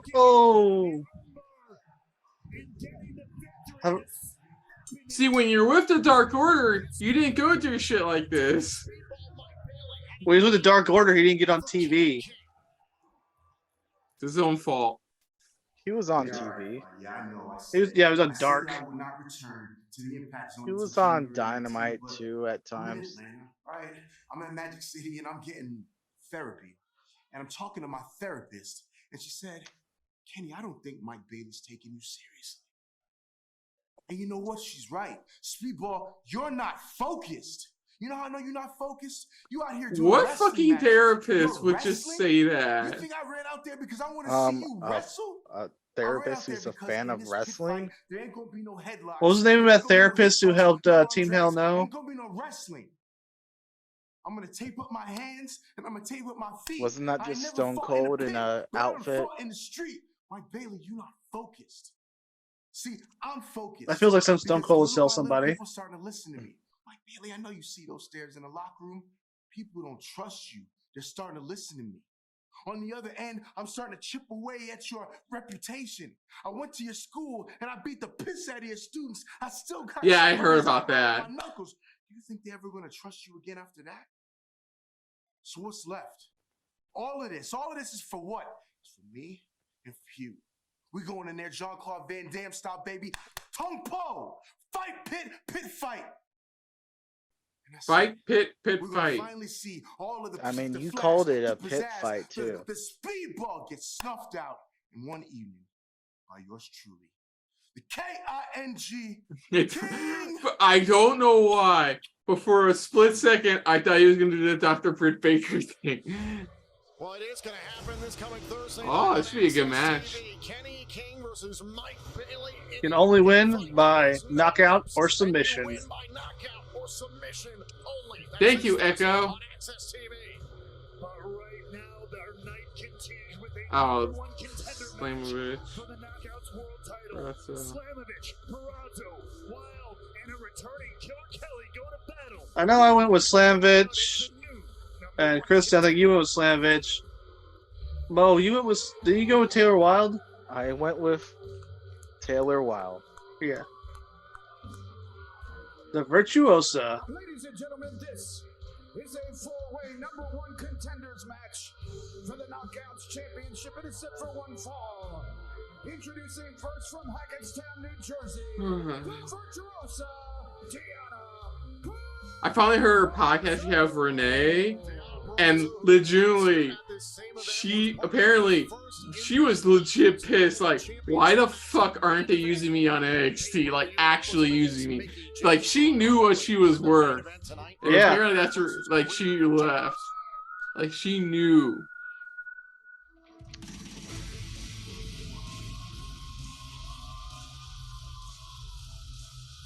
The second participant in this match was Slamovich.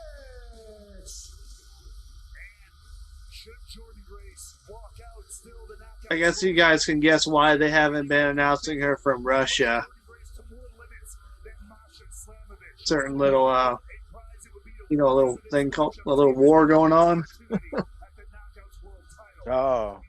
She's from a country we know of. She's from a country that's not very popular right now. I mean, has there been many times where it's been popular? Okay, I gotta see this. There's been many times it's been neutral, I think. That's her new gimmick. She's gotten into witchcraft. Isla Dawn's doing it better on NXT right now. Like Isla Dawn legit made one of the refs just throw up and pass out. Like, and another ref had to come out to finish the match.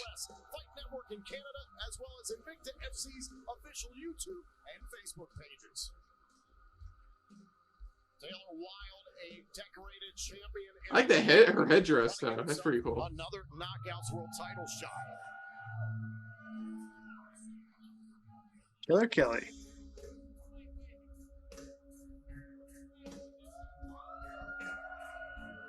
And from Lisbon, Portugal, Killer Kelly. Raymond, in my opinion, the X factor in this match. Very international match we got going on here. Ooh, love the Freddy Krueger clause. Hey, it's Friday the 13th.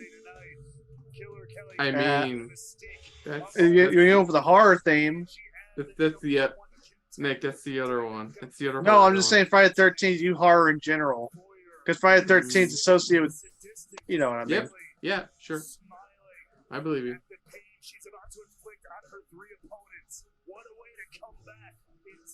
Do you guys like Nightmare on Elm Street or Friday the 13th series more? I don't know. I've I've only seen played a either. game for one of those, so I'd say Friday the 13th. I've seen one really good Nightmare on Elm Street movie, and I saw one really bad Friday the 13th movie. So, Have you seen Freddy versus Jason? I saw bits and pieces. You saw bits and pieces of the I was in a iconic doctor's mashup movie of horror icons that led to nothing. What? That soundtrack though. I don't remember the soundtrack for that. It was like if heavy it, rock. around that Wow, they're time, really going it's for new Kelly. metal, and there was like Drowning Pool or It was like basically the who's who of like metal and heavy rock at the time. Wilde, as I mentioned, Wilde beats Slamovich.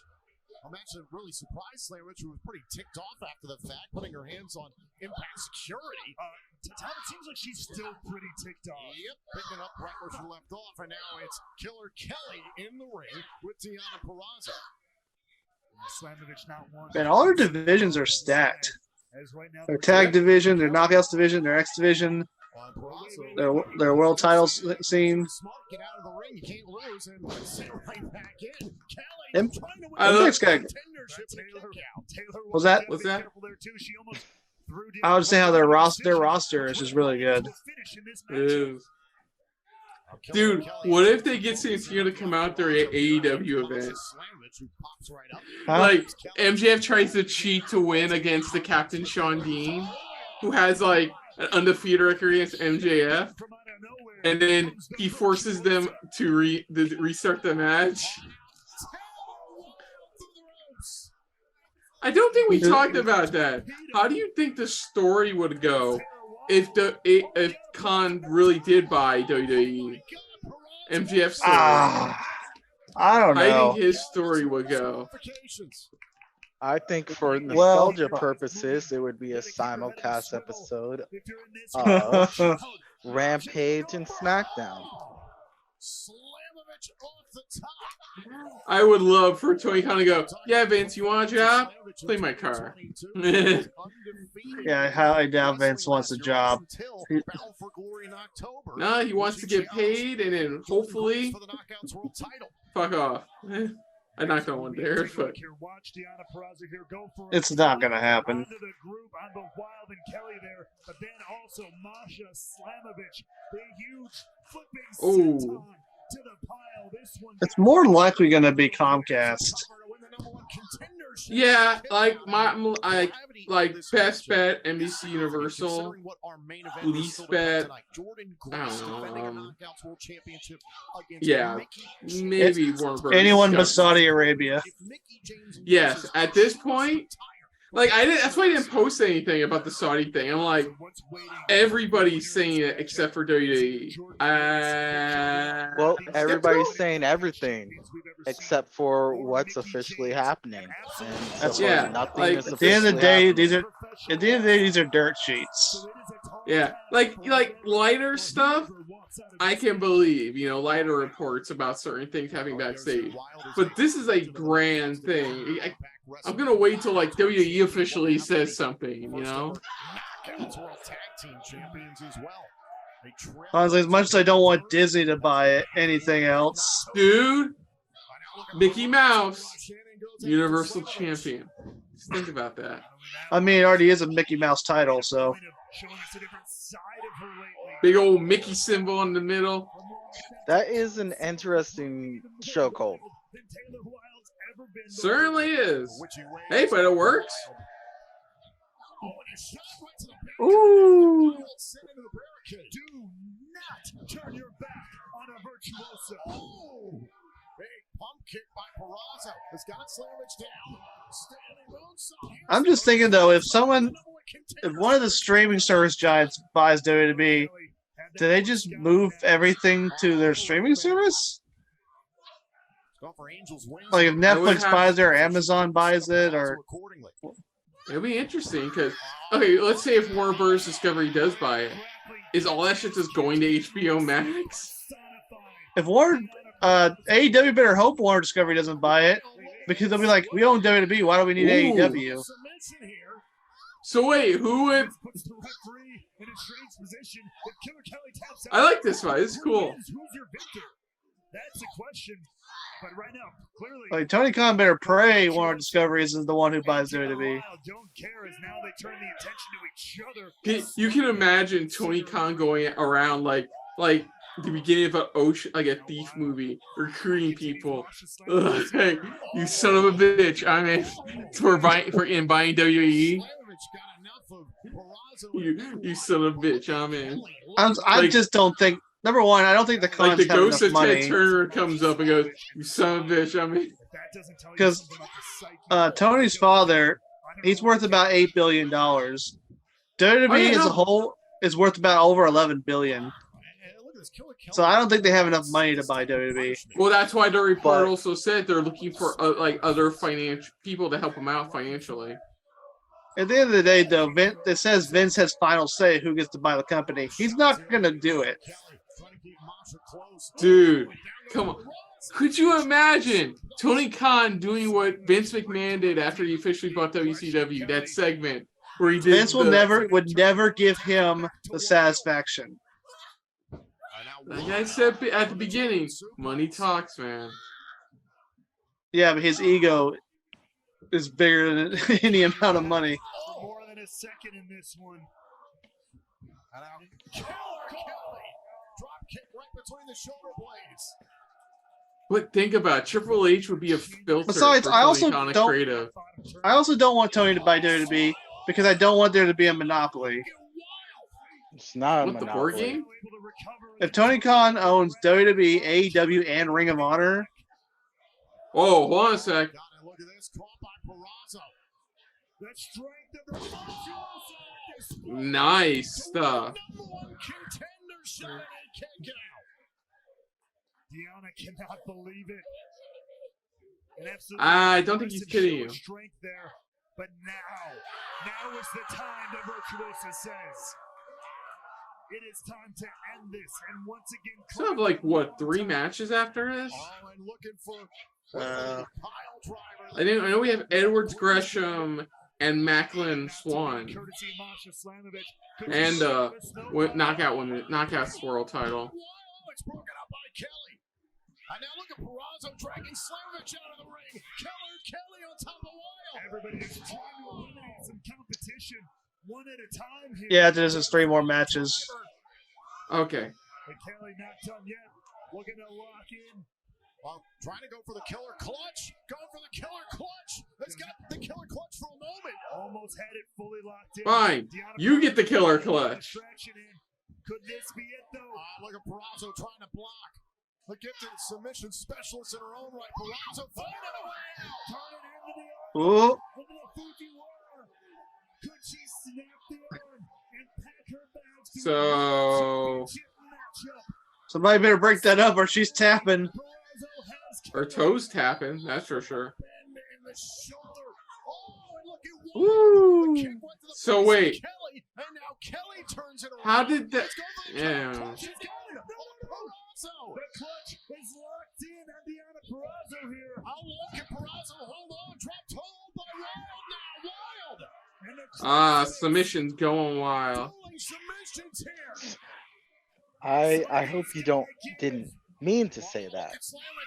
Yeah. Purrazzo trying to hang on. Oh! Hit a motherfucker for another motherfucker. 1, 2, 3. Oh, wow. Called that. Slamovich. Slamovich just slammed a bitch. She sure did. There we go. Nick, none of them are bitches. It was worth the pun.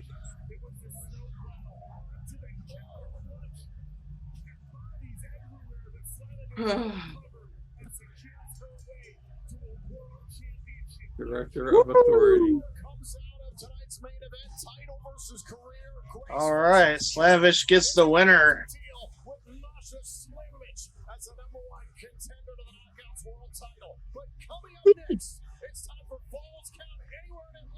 Yeah, Falls Count Anywhere in Atlanta.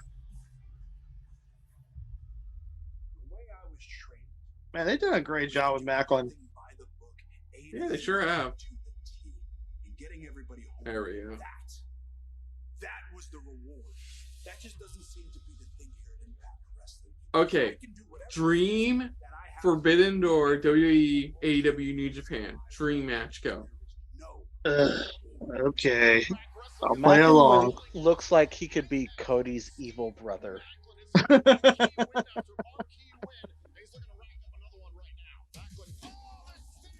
Oh. Give me a minute. I think. I'm sorry to say it, Rich Swann, but you're in the wrong place at the wrong time in the world of the wrong guy. Ooh.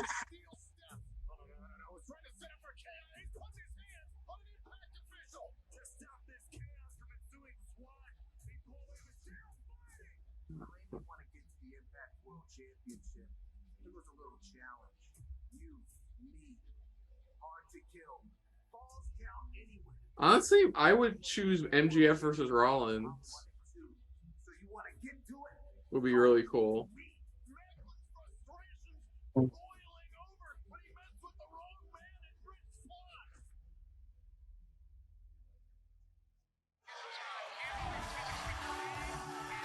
Roman versus Yano. Oh, Raven's doing commentary for this match. Yeah, Raven. What about him? What about Raven? Ooh. No. Suzuki versus Roman. Hey, Tom and Jerry, good to see you. I should have expected that one. Raven, you're here at a perfect time. It's Falls Count Anywhere in Atlanta. Steve Maclin versus Rich Swann. Well, obviously, that's why I came out. Balls count everywhere. I love how blunt Raven is to people. It's like, yeah, you idiot. That's why I'm here. Are they done? Can we cut? There you. Oh, I love this. Oh my God! I love It the audio. started. It started. That's why. And now the ref shows up. Oh no. Security trying to separate these two. These two are in the battles of the center stage here in Atlanta. I mean, I know we said it was false count anywhere, but I think we expected the match to officially start. Okay, you wouldn't say I think it's a perfect false count anywhere in any part of Atlanta without The inside is just ring the bell now. Okay. ring the bell now, motherfuckers. You've inevitably been in false count anywhere matches. Look, you know I'm not. Yeah, he's a part of one of the more legendary ones from WrestleMania. Him, Big Show, and Kane. Myself, I gotta pick Maclin for this. I love it. I stumped Nick.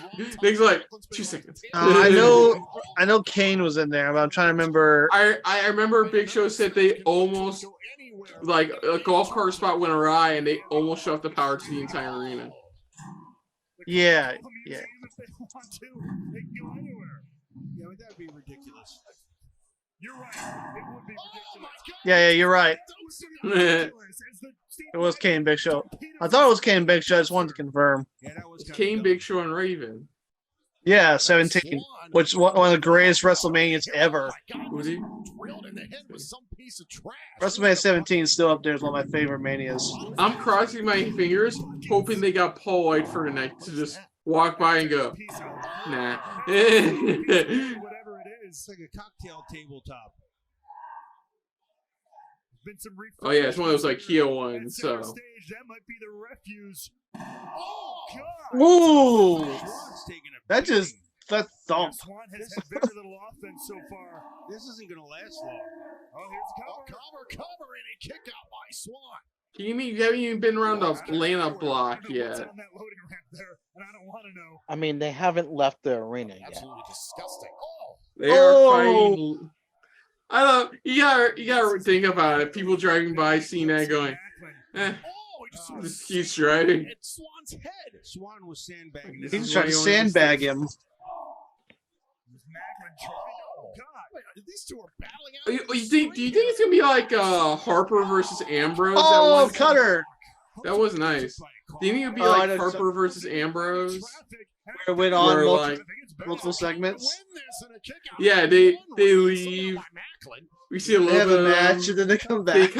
They come back after the next match to finish this match. That was awesome. As long as as long as you don't find out that it's like, oh, they somehow got to a bar. It's like, why were they in the bar?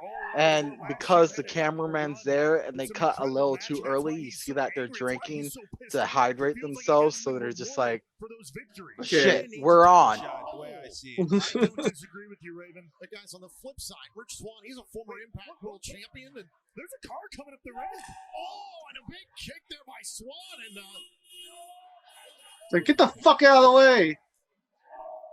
at the wrong time to leave a pay-per-view mid-show. Look at the driver. What a nutball. Oh. What a nutball. Insurance there, buddy.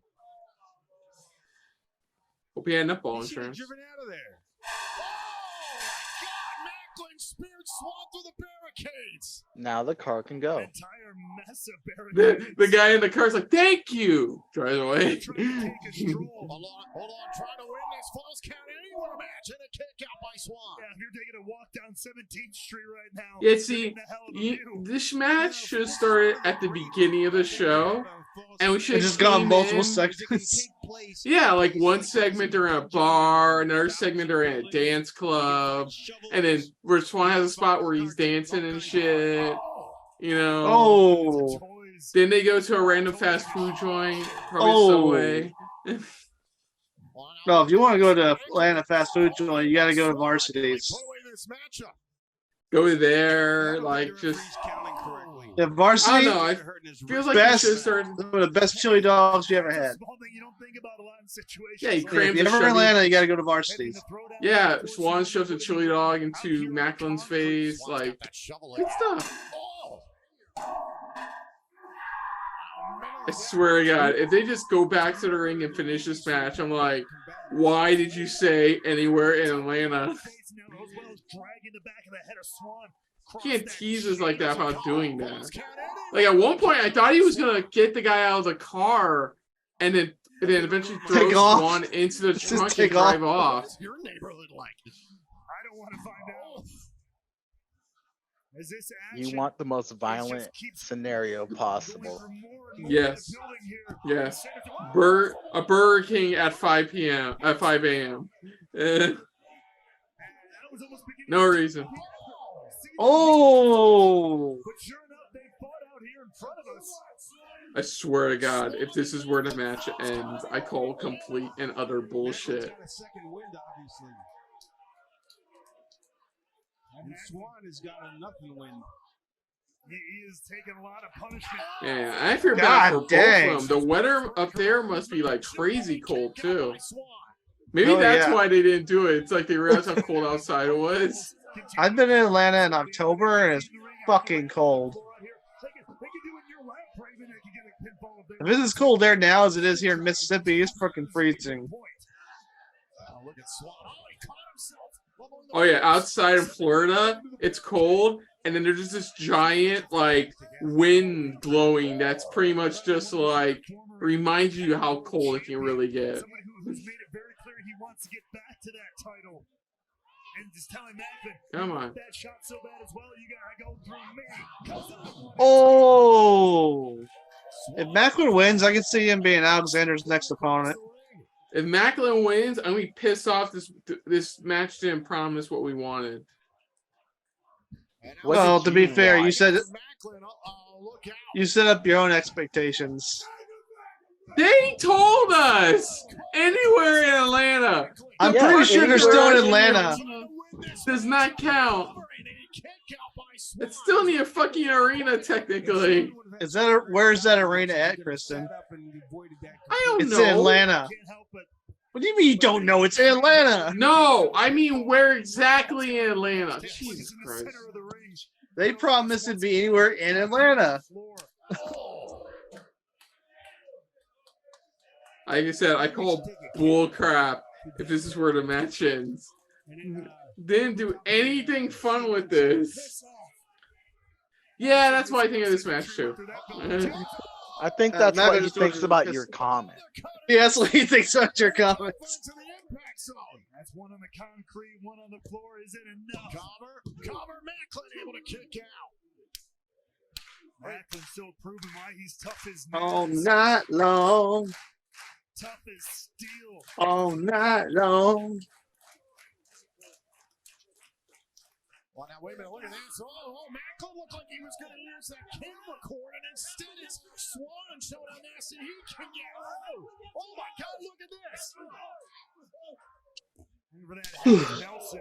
Ooh, damn! Right in the Swann. right in the He schmaz. even told me he's a man. He goes, "This isn't my matchup. This isn't what I want to do. That's not how I want to wrestle. But if this is what Maclin wants to take it to, I'm willing to go there as well." Swann showing Raven that he can do as much as Maclin is You know what could have been? They tried pitching this match to properties in the area, and they all went, no. Baby. Just how physical Swann This one flat out, no. He gets moving. Oh. It's like, we have some Ow. decency here. It's like, sir, this is a Wendy's. Sir, this is a Wendy's. for a cover and a kick out by Swann on the ramp. Now, you come around anytime there's carnage. Last time we were here in Atlanta against all odds over the summer, it was the Clockwork Orange House of Fun match, your match, and you just decided, oh, that'd be The a fun time. Clockwork I like Orange violence. House of Fun match, Wait a minute, Nick, we're you're going gonna for the need to. KIA. You'd love That- us, the DDT there. That's gonna take a bit of an explanation for how that match works. It's like, sit on my lap, young Mo. Let me tell you the story of the Clockwork Orange. I mean, it's a man. match that Raven invented. It's gonna be pick. Because he's like, fuck it, I'm not doing anything else right now. Else. Backward. This false count anyone imagine a kick out. Swann putting everything on the line as well. Putting his The own lights. body on the line. Him with the lights. Put his lights out. We're also putting the lights out. There we go. And Maclin moments ago was trying to get a pinfall there on the ramp, trying to end this matchup, but Swann able to turn the Hold your chest. This is the challenge about competing here at center stage, Raven, is the close confines. Yeah, you would think that'd be a detriment, but it's actually a bonus. Call it bonus. And now Swann with another kick to the face of Maclin. Maclin a moment ago was looking at powerbomb Swann. Now Swann. Oh, very nice. Nice. Don't touch him. Yeah, Swann needs to take Yeah, you don't know what part of the outside of Atlanta he touched. Macklin's not going to stay down for long. I wasn't It's only been- thinking it that way. It's just like, don't touch the wrestler. Okay. All right, so this is how a Clockwork Orange House of Fun match works, okay? It's a hardcore match. Oh, fuck. Oh, fuck. Dude, you picked the worst time to, like, go. So this is a Clockwork when, like, Maclin nearly murders Swann with a fucking power bomb. All right, so poles are attached to the ring posts, measured about 5 to 6 feet above turnbuckles, with single chains wrapped from and hanging on the poles at various points in the ring itself, with many weapons hanging from the steel and attached to the steel chains above the ring. And sometimes they add like a steel cage around it too. Both these men are proving why they're. So basically, it's like a cage made of chains with weapons all over it. Okay. Oh! It's pretty over the top. There's only been 7.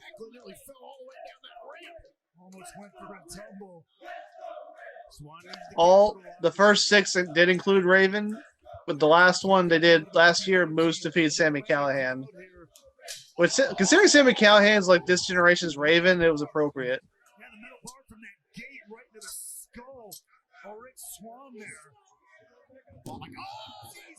Ooh.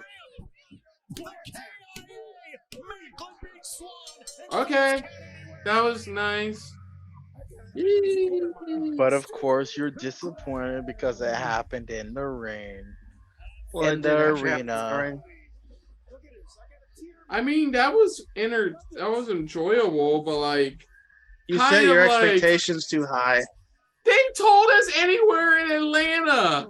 They're in Atlanta. Yeah, Balls count they're anywhere. already in Atlanta. First of all, second of all, can you realistically expect them to be all over the place in Atlanta and allow that to happen?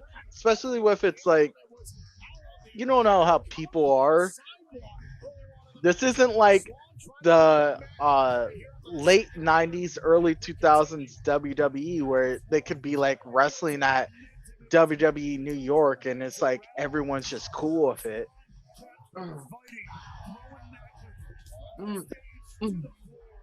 Oh, that was awesome.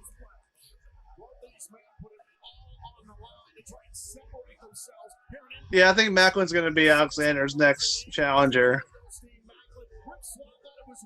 I can see Maclin beating Alexander, actually. Oh, Chris is gone. Oh, well. He can deal with it. Probably take his dog out. Trying to find a picture of what a Clockwork House of Fun match looks like. So, let's see. That is a good picture, but it's too small. Let me find a better picture. It's pretty crazy looking. I'll post it in the group chat. All right.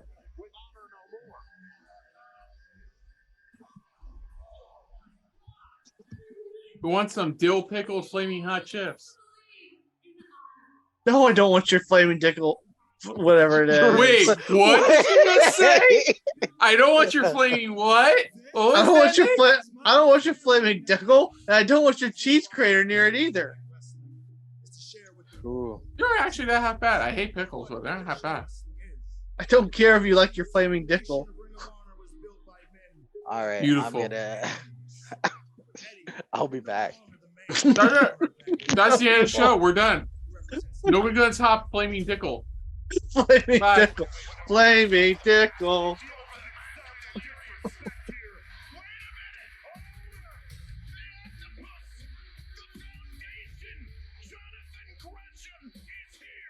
First, PCO. Then it was Delirious. And now it's Jonathan Gresham. All I want to do is concentrate on my future. Yet my past continues to show up and haunt me. Why? I feel like I have unfinished business with Eddie Edwards. And Eddie Edwards will finally go one-on-one with the octopus. Jonathan Gresham and hard to kill. Honestly, they're not bad. I hate dill pickle flavor, but not that powerful. Pickle flavor not that powerful. What were they called again, Nick? I forgot. Flaming Dickles. Okay, just making sure. That's it. Those things are called Flaming Dickles from now on. No, this should be a really entertaining match. All right. God damn it! I think I left my phone out there. Where is it? There it is.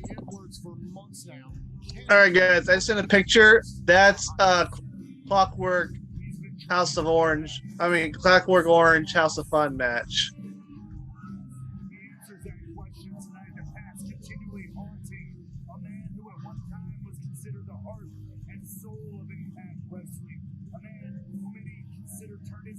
Where'd everybody go? Why am I alone? He's somebody that he used to know. Somebody. Is that the first Clockwork Orange match? Who's in that match? No, that's not the first one. Let's see. That's Raven. Where are you? The first one was Raven versus Sandman at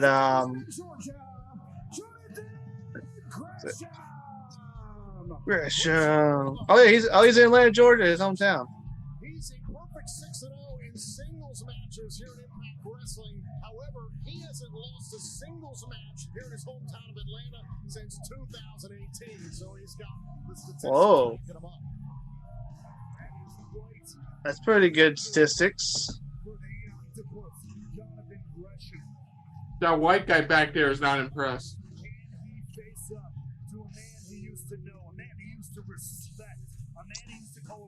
That is not a good combination. Okay, I'm not a fashionista or anything, but the white vest over the red t-shirt, Signing for Impact Wrestling, signing Jonathan Gresham to the roster. You add a main event. Oh, here we go, baby. Think about the way that this whole night is played out. Speaking of signings, I was just about to say Kazarian is signed and is once again a part of Impact Wrestling, and also Man, director of authority. they got Jonathan Gresham, Frank Kazarian. Impact's on a roll of these signings. Why you need to be having your finger on the pulse of Impact Wrestling each and every week. It just keeps getting better and better. The place to be in professional wrestling. Well, right now it's I just love how close Brock Lesnar was to sign up Impact, but Impact went, we can. Impact's like, we're already spending a shit ton of money on Kurt Angle. We can't afford both of you, which is understandable. Oh, look, they're selling Santino Marella DOA shirts. Is it a good shirt at least? I don't know. Well, look it up. It's on Impact.com. Oh, Mo, I posted a picture in the group chat of what how Clockwork Orange House of Fun match is. No, quick, no, it's a trap. It's what Dickles looks like. Yay. Chris, Eddie Edwards, a perfect 3-0 lifetime at the Hard to Kill event, a 2-time Impact World Champion, 5-time Impact Tag Team Champion, 2-time X Division Champion. Eddie Edwards is maybe one of the most decorated Impact wrestlers. It's a lot. It's a lot. There's a lot going on there. They were fun matches though. It's like the Where's Waldo wrestling matches. But basically, doesn't it look like something Raven would come up with? I mean, yeah. Being really physical. Yes. But let's not forget where his career began. He was with that same class of wrestler that Jonathan Gresham is. Catch as catch can, technical as can be, high flying. He brought all of that to the table. So they brought up a few statistics here. Jonathan Gresham right now is 6-0 in Impact Wrestling, and he has not lost a match in Atlanta since 2018. Edwards is going to have to bring all of that back. He's going to have to dig into the playbook. Eddie Edwards, however, I think this says undefeated hard to kill, which is 3-0. This is professional wrestling. Whose undefeated streak ends tonight.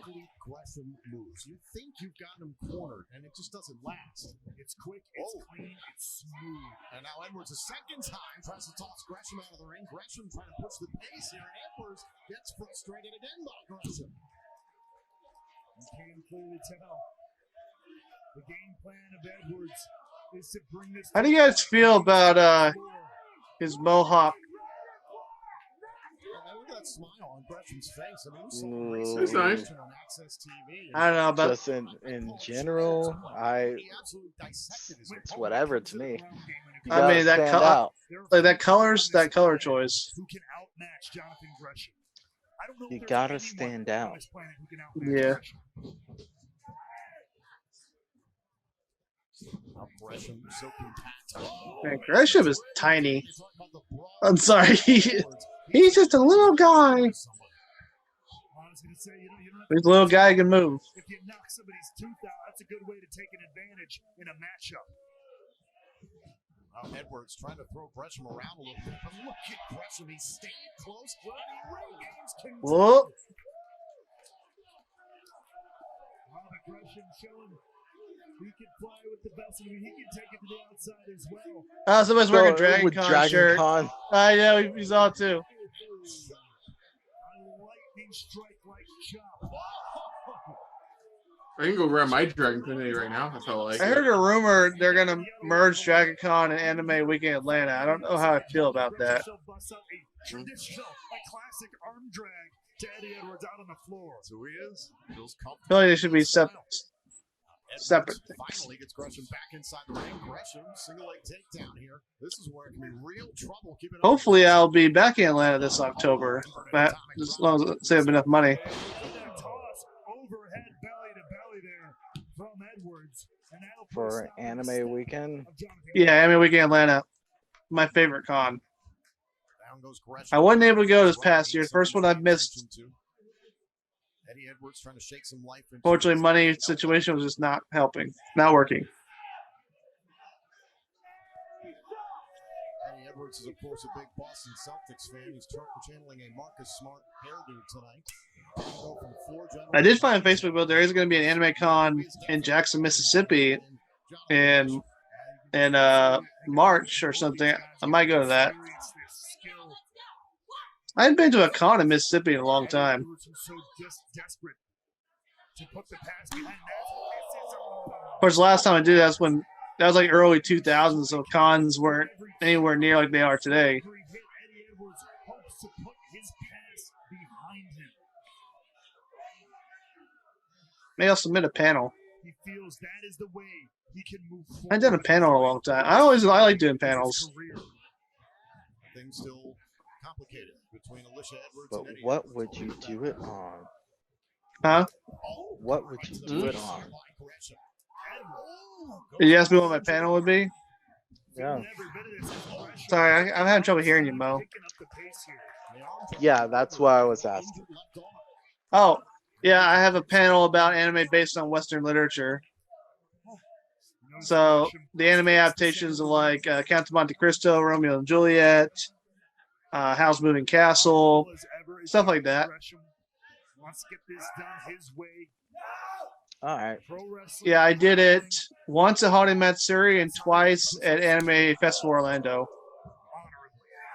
Edwards, the left elbow, a ton of pain right now. Twisting, turning, Yeah, I did it with Allison. She was my co-host for those. Up, shoulders down, shoulders I know down. you guys had done some panels in the past. Yeah, You see the way he had and I still got it on my computer, so it's all ready to go. Yeah, I think I'll probably submit that. I'll let you guys know if I end up doing any of that. What? I wasn't sure how many cons they were going to be doing in Mississippi, but I see they're trying to do more. Most of the cons around here are usually in Mobile, Alabama, or New Orleans. And And that's not easy considering the position. Oh, look at this cover, shoulders down, kick out by Edwards. Occasionally you get one in Jackson, Mississippi. Arm drag of the injured left arm. Head scissors here by Gresham. Woo! The counter that mattered. Great power slam from Eddie Edwards. And listen, if the technical ability isn't there right now because of what Gresham is doing, Edwards has Somebody to that I used to know. delivers with the power slam there and buys himself a few moments here to recover. He knows he's got the size advantage. He's got that style in his pocket. That's what he's going to do, yeah. Swift punch to the nose will turn things around. I think Eddie Edwards wearing his Boston green. Huh? When isn't he wearing the Boston green? Gresham able to bridge out of that. I mean, he always is, but it's very prominent in these tights. The next strength and stability of Gresham there. He's from Boston. From Boston. To kick out, save some of that energy. So, anybody watch from Boston? Hello. Say hello to your mother. Have you seen my khakis? Your cockies. Your Boston. More of a psychological shot than a physical one. And now look at this, just tipped off. Go Red Sox. Hello, I am from Boston, and I enjoy the Red Sox. I is my enjoy Red Sox. That's my Boston. How you do, fellow Bostonians? Bostonian. Have you seen my car? Is it Bostonian or Bostonite? I think it was. I've heard Bostonian more than that other one. Gresham is grabbing at his eye here. You can punch someone in the eye, Tom, it turns out. You can punch somebody in the eyes. Really? That's Thank you, Matthew Reinwald. So worse about Eddie Edwards, who so far has not broken a single rule, as far as I'm concerned. As far as I'm concerned. He's taking it to Jonathan Gresham. I mean, anything's legal as long as you don't get caught. Here's the cover to put away Jonathan Gresham here in another bridge out. That's how Nick lives his life. One legal thing at a time. one barely. There's your legal thing inspirational at a time. quote for the evening. Anything in life is legal as long as you don't get caught. To get his life back on track, and that starts with silencing his past and his demons. Ripping at the face, the nose, especially of Jonathan Gresham, the official, forcing Edwards to break before the count of 5. Edwards got to be careful he doesn't get disqualified here. Oh, but he's going to take advantage of every single second to inflict. He's got till 5, ref. On Jonathan Gresham.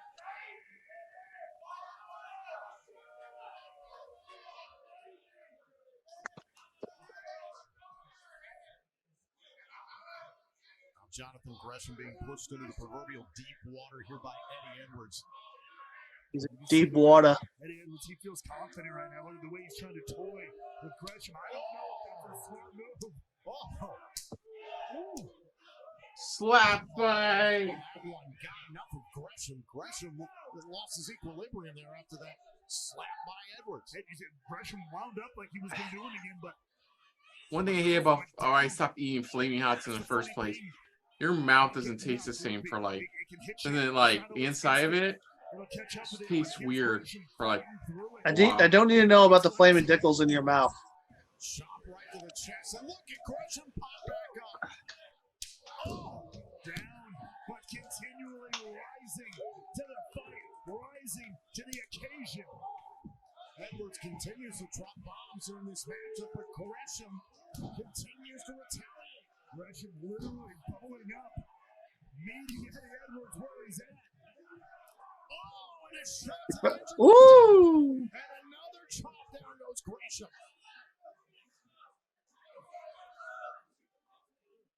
Jonathan Gresham showing incredible heart, incredible resolve deep into this contest. The frustration in Edwards has to be building. He wants to put this behind him. He wants to put this away.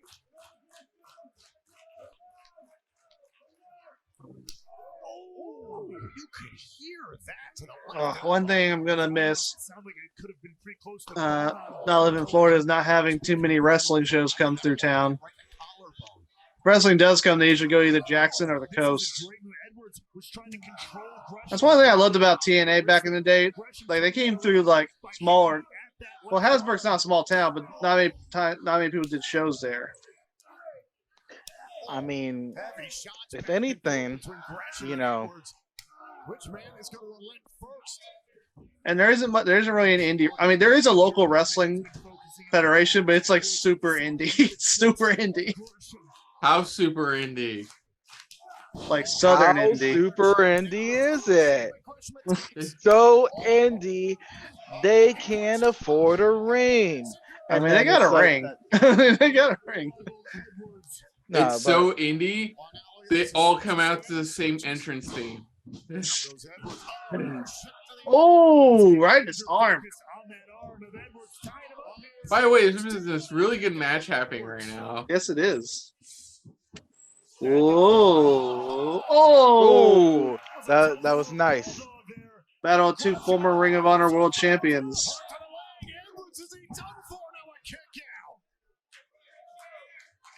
I'm about to think about spicy food. Certainly clears your sinuses. Who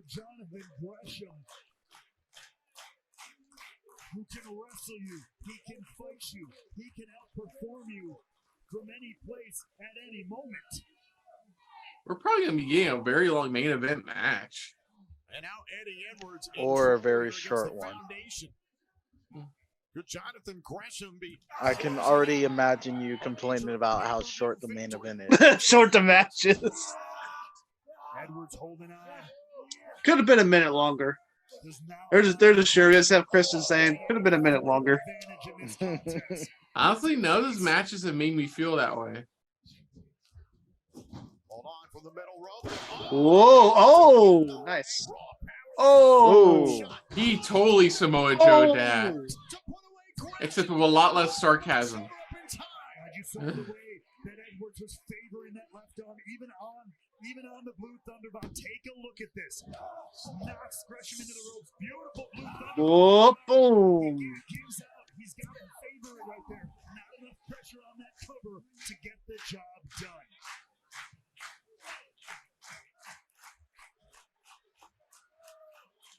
Look, you can see the bruising starting to form on that left arm of Eddie Edwards. Oh yeah, you can tell. Jeez. What's black and blue and red all over the left arm? Of No, Eddie Edwards. no, what's black and blue and green all over. Eh. As Gresham It's Eddie Edwards.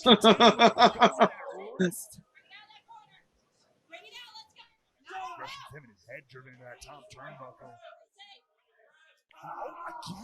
Again and again. Gresham aims for that arm. Hold on. Over the backpack stunner here out of the corner. Oh, now Gresham wants a submission. Edwards able to evade for the middle rope. This time Gresham tracks down Edwards back to the left and the left. Woo! Stop to the arm. Through the ropes. Ooh. Like a torpedo, but he's not stopping, keeping his foot on the gas. Gresham Thank you, Gresham, for reminding us why you're still amazing. Well, you're still what? Amazing. Yeah. Now Gresham to the top turnbuckle, favoring his lower back. That guy in the back still looks great. I say to you here, Probably just tired. dude. He might, This is dude, only he, been- you don't know, Kristen. He might have had a long day of work, and he's come here to enjoy some wrestling at his own leisure. I'll kiss my ass. No, he hasn't. I mean, I know when I went to NXT shows back in the day after a long day at class at Full Sail, I was fucking tired.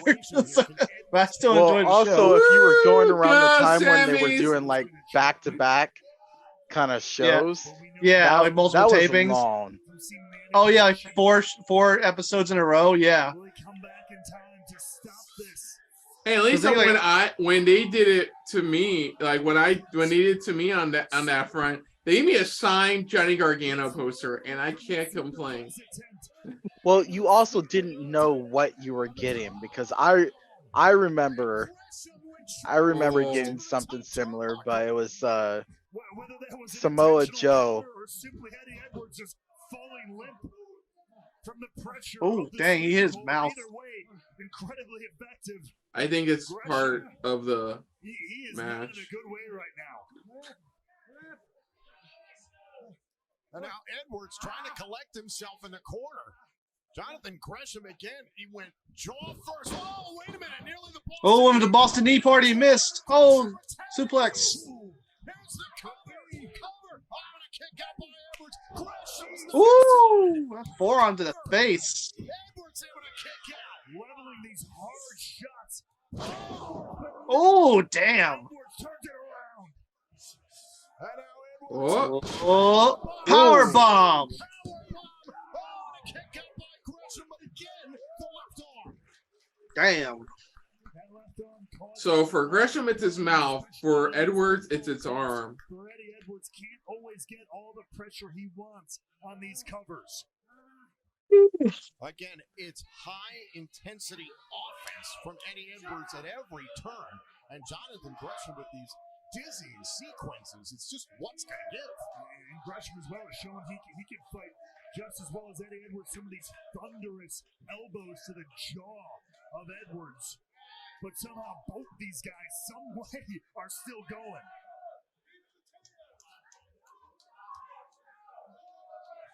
Ball went for the Boston knee. Oh, I like that expression he gave. Oh, Yeah. Hold on a second now. Gresham trying to stack it up. oh, no, no. Shoulders down on Edwards and toe count. Oh, he almost got him. Ooh, that was a 2.9. Another assassin blade. Thin blade. Ooh, Ooh, damn. wow. Flipped him. Exposed the elbow. Oh, Kick out by Gresham. Boston knee party. Oh, he hit him. He got him. Near What? fall. Oh, he got Wow.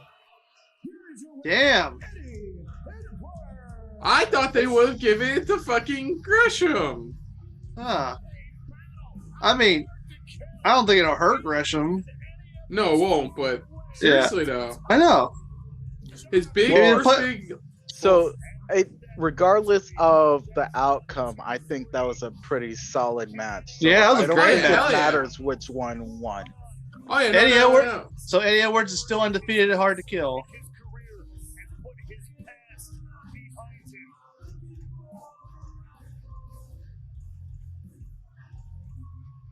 And Eddie Edwards moved forward. Oh, Nick, What's going on here? Nick, Blackout. Nick. Blackout. Nicky boy. Sammy Callahan. Barbed wire in Is it 64 PCO? controller round 2. If they're Huh? chanting PCO, Let's see. oh, we'll see. Who's let's bringing see. the thunder and the lightning?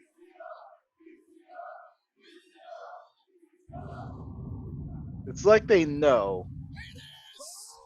It's PCO. Oh my God! He's spinning. Is that sand? Last time we saw PCO, he was buried in the Las Vegas desert, but he is He's got unfinished business.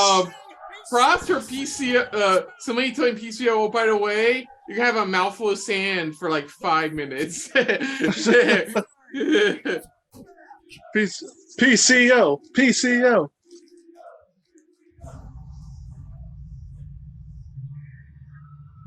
Edwards pass returns to haunt him. All right, PCO's back. So that's the storyline, is that Eddie Edwards has to fight his past demons. Yeah, First it was like he- Gresham, now I it's mean, PCO. this fits with the theme of Hard to Kill. Yeah. Yeah, true. So True. PC Good, dude, that one. There you go, Mo. But seriously though, That's why. Ugh. That's why you get paid nothing.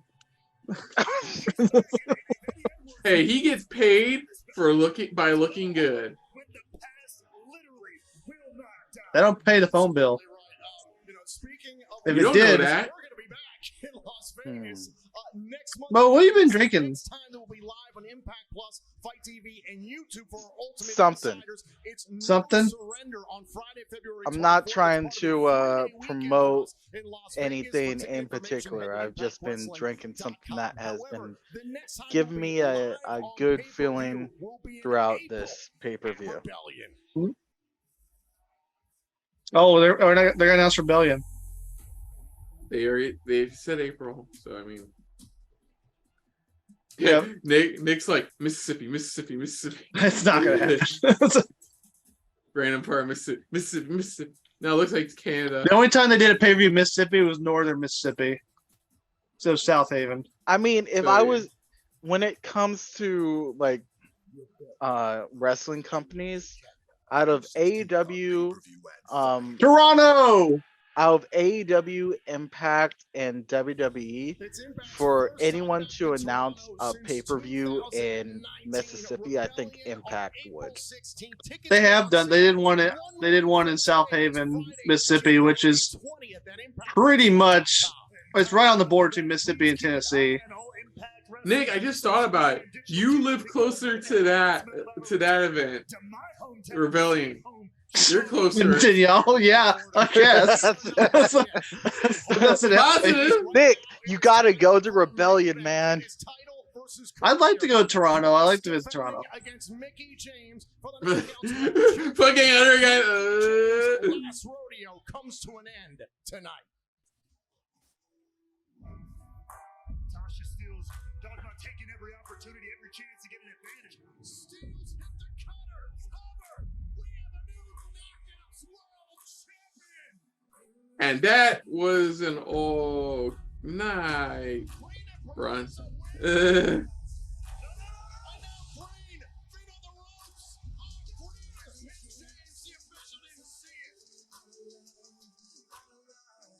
I know that had to be a disappointing loss, but what's next for you? I'm going home to you. We have not seen Mickie James here in the Impact Zone since July. I'm not retiring. Definitely see her now. Not like this. Yeah. So no, I'm not asking for a Knockouts World Championship. I want to earn it. So I'm going to challenge an open challenge to every single woman from the bottom of the roster all the way to the top of the mountain, and whoever's holding that Knockouts Championship at the end, know that I am coming for you. I don't know if the term's bottom of the roster, like who. I mean, it's gotta suck if it's like Mickie James is like, I'm challenging you first. It's like, because I'm good, because you're the bottom of the roster. Right. Oh gee, it's like, oh gee, thanks. Jesus Christ, Mickie. I've taken care of mine. Grace has not been pinned in singles action since February and has gotten better and better. Damn. She's not been pinned singles action for like 11 months. I'd be not. Are you gonna happy double / negative not. this? Go on, Mo. I was gonna say, are you gonna double negative whatever you're about to say?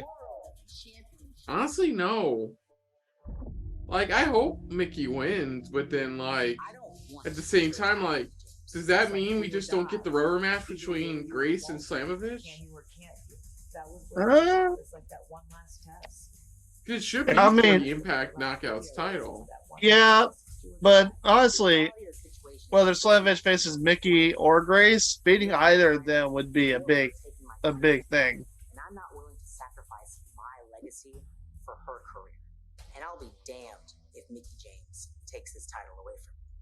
I've had a lot of moments. I've had a lot of incredible moments. I've had moments that have almost broken. Yeah, Mickey's is a first ballot Hall of Famer Going into hard to kill, no matter in both what, WWE and Impact. there's going to be one more moment for Mickie James.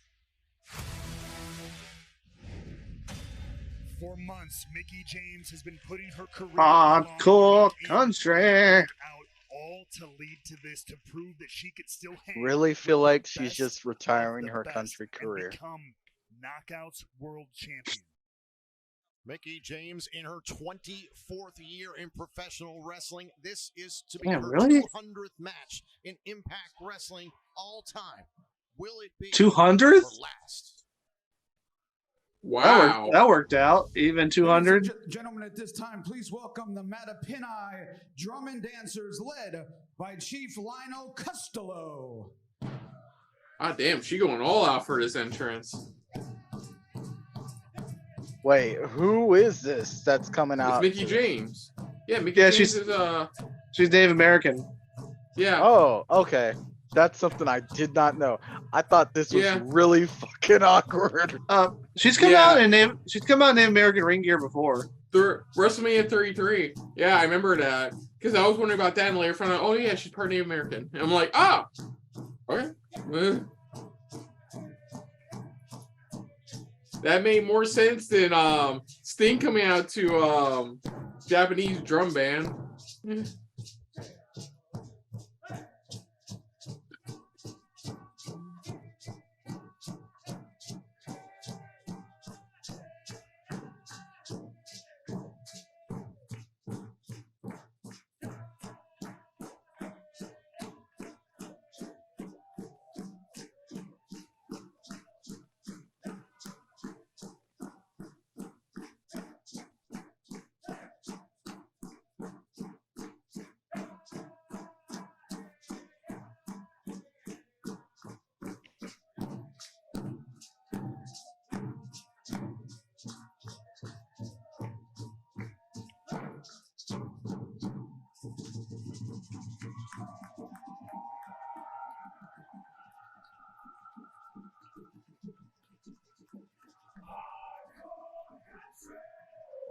I don't know. I would have. You were thinking the same thing, weren't you, Mo? It's like it would have been a lot better if they just like if it didn't go into like the hardcore like that. Like if it went into changes the dynamic a little bit. Like more of a Native American. Of course, her family's there, minus all this. I mean, it's both aspects of her heritage. I get it, but the transition, dude. Like the transition. I know. Like no, you know what's a good example? Bianca Belair's entrance at the last WrestleMania. That was a good entrance because it was a nice transition into the actual version of her song. Even Seth Rollins' entrance with the choir, it was a nice transition. That was such a like. I flipped the cassette over, and I'm listening to the other side of the track. Oh, country. I'm trying to figure out which tribe Mickie James is from, but I can't find it. Have you type in what tribe Mickie James is from? Mickie James tribe. Ooh.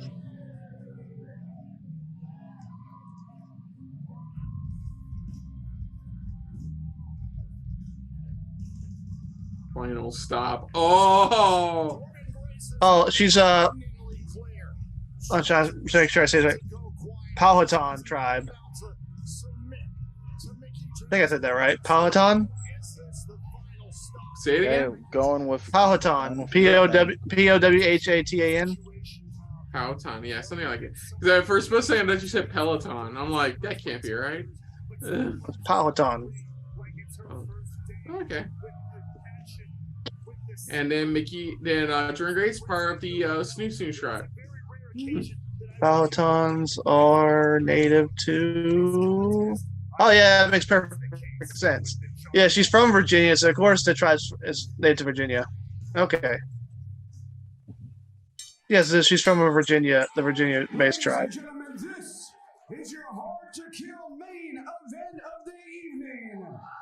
Yeah. Yeah, I can't believe we're starting about this time. This rodeo comes to a conclusion in this Knockouts World Championship match set for one fall. When the bell rings, the referee, Daniel Spencer. Yeah, I'm glad they addressed that. I was wondering if she wins, is the last group keep going? She leaves the ring as the new Knockouts World Champion, or she retires from professional wrestling. From Richmond, Virginia, Santino, Jordan Grace cheats to win. Santino comes out to restart. No, they're not going to do that again. You only He get is that the one director a of pay-per-view. authority. You only get that one a pay-per-view. If you do it twice, then it's just like it's just then excessive. it's just shenanigans. her opponent in the corner to my left has And an I'll pistol opportunity with the tonight next to person that retire says a that. legend. From Austin, Texas. Wow, now, sir, way to make it look like a freaking asshole. Yeah, I get he's trying to tell a story, but at the same time, it's like, this lady is obviously evil, and this lady is obviously good. This lady's trying to end this woman's career. And this woman just got out of a poker game. Like, what? 16-year history of the Knockouts World Championship is at stake right now. It's title versus career. James versus Grace. All right, is there James' last match, or she's leaving here as champ? Let's go. Dude, I still believe my theory. She wins, but still retires the following Impact. Like, retires on top. No, I think she dropped the belt before she retires. Put somebody over on the way out. We'll see. We'll see. As this was getting started, that maybe she. And the belt's vacated. Who's Slamovich fight for the belt then? Oh.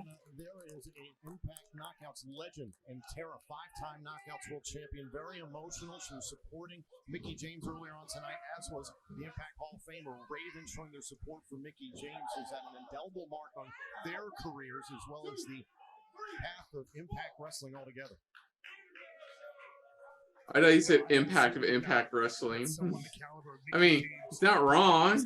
But will this moment, as massive as it is, overtake the legendary Mickie James? Or she could win it and be in this year's Women's Royal Rumble. Again. Could you imagine that? 2 years in a row? Yeah. And no, Triple H and Charter Creative, they'll actually say she's an Impact World Knockouts champion. Yeah, you actually called the belt the correct name. Yeah, they call it the Impact Women's Championship or something like that. Like, no. Because I still think it's such a clever name for the women's division, Knockouts. Yeah. They actually, around the Women's Revolution, like when WWE dropped Divas, they had a locker room vote on where they dropped the Knockouts name, and they voted to keep it. Yeah, I remember I used to call the WWE one the Women's Meh-volution. Because they still weren't. No, because they still weren't doing shit. I know. Like there was better women's wrestlers in the division now, but it was still the same bullshit with the Bellas. Yeah. It didn't really pick up until they introduced the women's title again. And oh damn! Damn, Mickie got knocked the fuck out. You're saying, Nick? I was saying like the women's revolution didn't really pick up until a little later. Yeah, like when Charlotte got the US title and like things started to pick up. Four-time Impact Knockouts World Champion, 6-time WWE Women's Champion. One of the most talked about rivalries in the history of women's wrestling once upon a time. I mean, okay, think about it this way. If she retires here, would she be qualified for the WWE Hall of Fame? Wait, is She'd she be qualified for the Hall. If she hasn't already been Hall of Fame, she'd more than qualify for Hall. Wait, she's not in yet. Okay. I mean, she would qualify right now if she didn't retire. Yeah. She would probably be They still haven't put Victoria in. I don't know what the hell they're waiting for on that. She'd probably be the first woman to be probably like be inducted in the WWE Hall of Fame and eventually even in the Impact Hall of Fame. Yeah, because the Impact Hall of Fame right now, the only two women in it are Gail Kim and Awesome Kong. Yeah, so she'd be the first to be in two different Hall of Fames for two different promotions. Two different major promotions. There's other Hall of Fames out there. Yeah, I just thought about that. She could be this year's women's inductee for the WWE Hall of Fame. I mean, regardless of the outcome here. Regardless of the outcome here, I mean, God's sake. Last year they put in Charmel before Mickie James and Victoria and all that. Charmel, respect. Like, she definitely helped elevate King Booker's like run. Gimmick. You know what I meant. I'm not saying she shouldn't have gone in eventually, but there were a lot of people who should have gone in before. Let me finish. But I'm like, as of right now, considering how many other females should go in, I don't think Sharmel's at the top of a lot of people's list. She's on the list, but not like lower down. I think they mainly did it because they were in. Last year was Texas, right? Yeah. Okay. So they were in Texas. So they needed somebody like associated, like Booker T's big in Texas, but he's already been in the Hall of Fame twice. Dude, it would be really cool if they got Dustin Rhodes back to be inducted as Gold Dust. It's Hollywood themed. It's Hollywood themed. Yeah, he is. Cody he did say he's gonna. He did say he's gonna retire this year. Sting said that too, apparently. Sting said he may he's more likely going to retire by the end of this year. Yeah, because contract's up with AAW. And plus, he's having a tag match with Muto and literally the next generation of pro wrestler in Darby Allin. Mm-hmm. Who is your new TNT champion, by the way? I mean, I can see Mickie James being inducted this year. Well, now look at Mickie James off the top here. Hollywood. Oh, nice top rope bulldog. Yeah. Yeah, you got that. Honestly, best bulldog of the night goes to fucking Gresham. Whatever the fuck he did, he spun it around and turned it into a bulldog. I'm like, what? That was good. She's going to have to keep that type of thing going on. Because as I was alluding to earlier, Jordan Grace, unlike a lot of people in these scenarios, I don't think... We don't have any other female wrestler they can induct into this year's Hall of Fame for WWE. Victoria, Mickie James. That goes with the Hollywood thing, because we were talking about why Sharmell was inducted last year.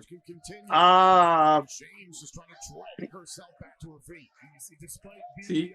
Not easy. Not really. It was Melina. You do Melina. The whole Eminem gimmick.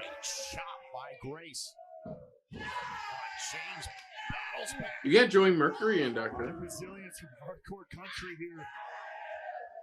Yeah, it had to be him because things didn't work out with Johnny of 1,000 names. Johnny Man of 1,000 names. That is one of the funniest running jokes in wrestling. The Giant changed his last name for whatever promotion he's in. Like, did he become Johnny Hardy for like one night? Yeah, and then he turned on him because Jeff Hardy couldn't compete for obvious reasons, so he filled in. Right? Oh yeah. Speaking of Johnny, he's now in Major League Wrestling. He's Johnny Fusion, and he just won their national openweight championship. He beat Davey Richards.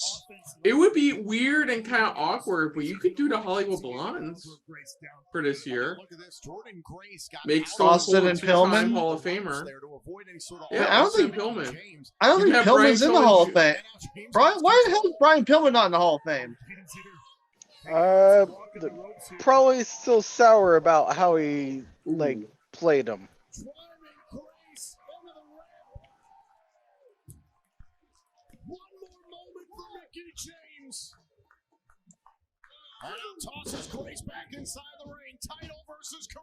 That'd be a cool meeting, like a backstage picture of of Brian Pillman Jr. and Stone Cold.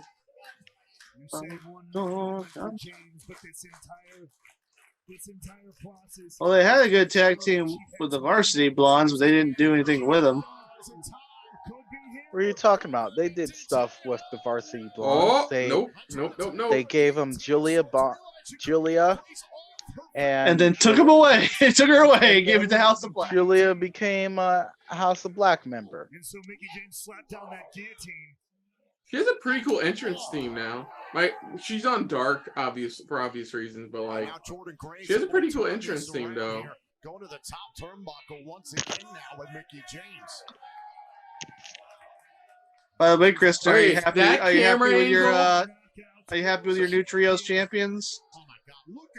Yeah, but it was such a short match because we had to have I'm a happy Jericho with that appreciation site. that suplex that happened there. Oh, yes, that's a good one. Wow.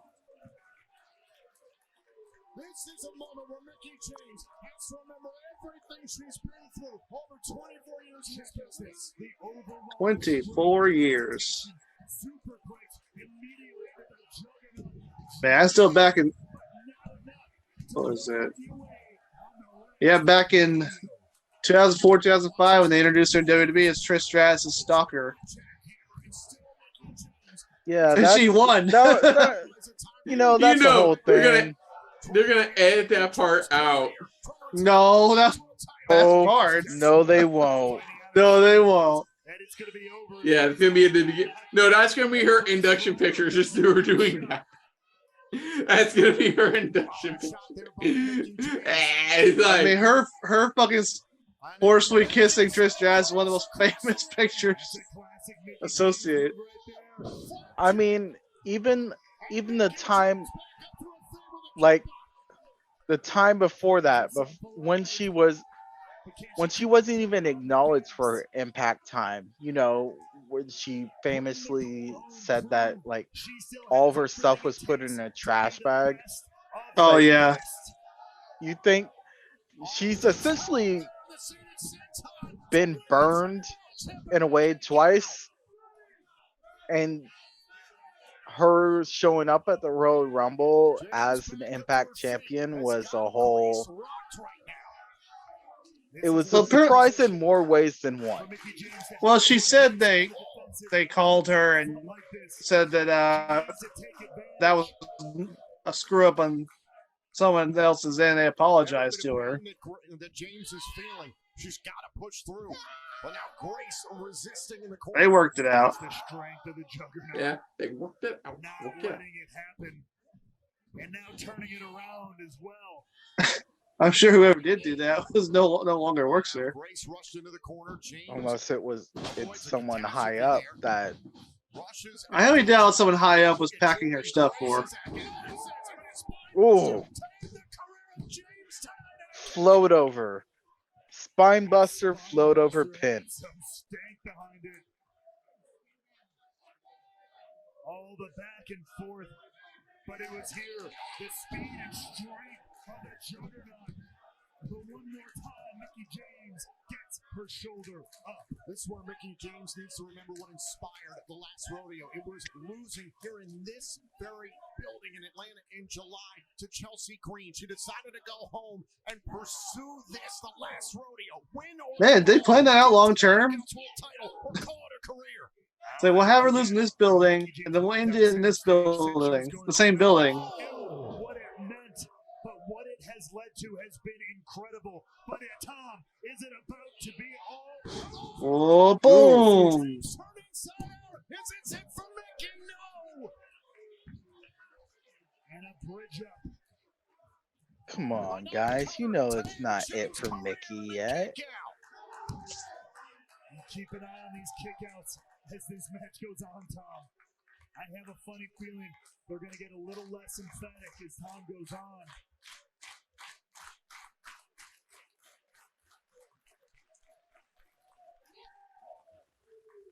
Oh, look at these clubbing forearm clotheslines. Boom! Choke slam. Do it. Go for a lariat. Oh no! A back lariat. Trying to clip the back of the head there of James as well. And now Oh, tombstone. Nope. No. Oh, that's one way to reverse a tombstone. Woo! less than 1 second away from fulfilling the promise she made to herself months ago after driving the skull of Jordan Grace into the mat. Oh. And now look at Grace. Oh. Look at Grace. Not gonna give up. Continually defiant to the end. This will be no easy feat for James. Woo! Mid kick. Grace felt it coming. Grace has still got. I remember that name came from when she was doing Trish Stratus, because Trish Stratus' finish move was the chick kick. So Mickie James name turned to Mick kick. Muscle Buster. Muscle Buster. Muscle Buster. Oh, she tried a Muscle Buster. Great counter from James, but Jordan turning around. That counter to be champion and a kick out. I just realized that Jordan Grace and John the Gresham had the same initials. Oh. Oh. I mean, in wrestling life.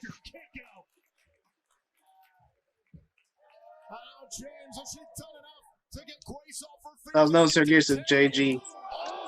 JG. Takes James off her feet.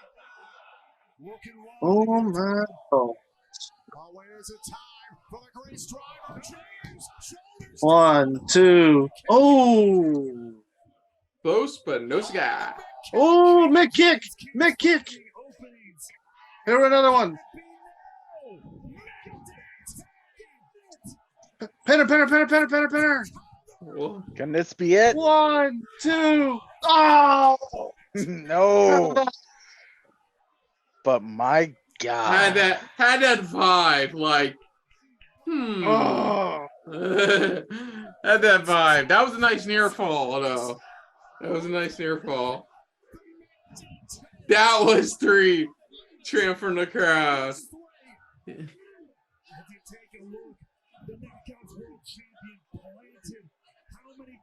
Mickie James defeated on the last rodeo with that exact move. Jordan Grace says not tonight. Look at her face. Not today. Part of her can't believe it. Another part of her saying, I gotta keep moving forward. I've gotta continue the attack. Think about another McDT. Oh no. Grace went for a clothesline. Now just trying to hold on to Mickie James.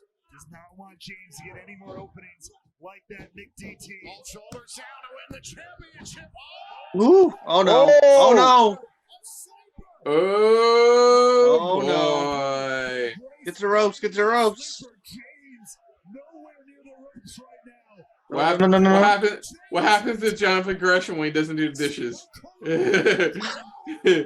Oh. Wait. Wait, what happened? She kind Wait, of. what happened? She was doing this. And tapped. She technically tapped. she was doing this. The crowd was saying she tapped out. Yeah, because she really. No, she did. She did. I believe you. I believe you. But She did that. Continually asking for the verbal cue of do you quit as well as that tap. It's very, very important. Mickie James trying to reach out to the bottom rope. Is she going to have to tap out to see her career end? Or will she pass out?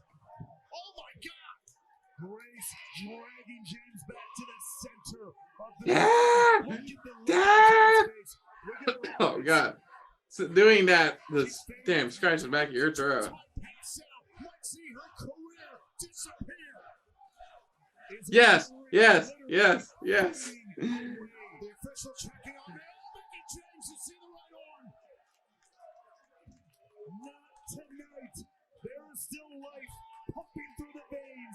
Come on, Mickie. Hot dog country.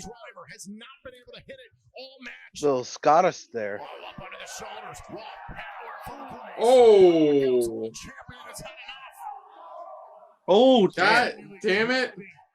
The shoulders and neck into that top turnbuckle. And Mickie James was trying to use the top turnbuckle pad there to prevent anything that Jordan Grace was doing. Oh, went to the ring post. Now Mickie James. Tornado DDT. It was a tornado T. Oh. Okay. All right. Okay. I don't know. The ending. I don't know. The ending was a bit awkward. I don't know. I mean, tornado DDT. No. I'm not complaining. It was a tornado DDT that defeated during race. Not doing that. But I don't know. Crowd went sound for a bit too long there. Like, I don't know. Country.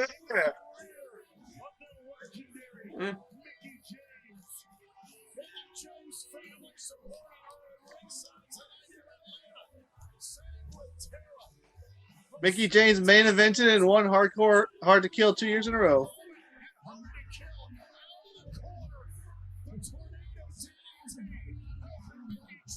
One, two, three. That means Mickie James versus Masha Slamovich. Yeah, I think Slamovich is gonna end her and Mickey's run. Reign. You know what? Well, yeah, because sorry, her career's not at stake anymore because she won the belt. Hold on, Minnie. We're almost done. Let's see. Now, do you do it as sacrifice, or do you try to hold out to rebellion? That's a lot. That's 3 months away. That's gonna be hard. That'd be kind of hard.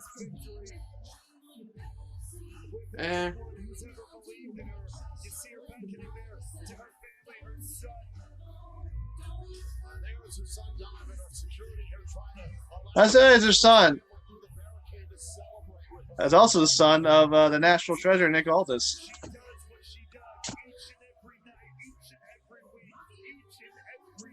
No,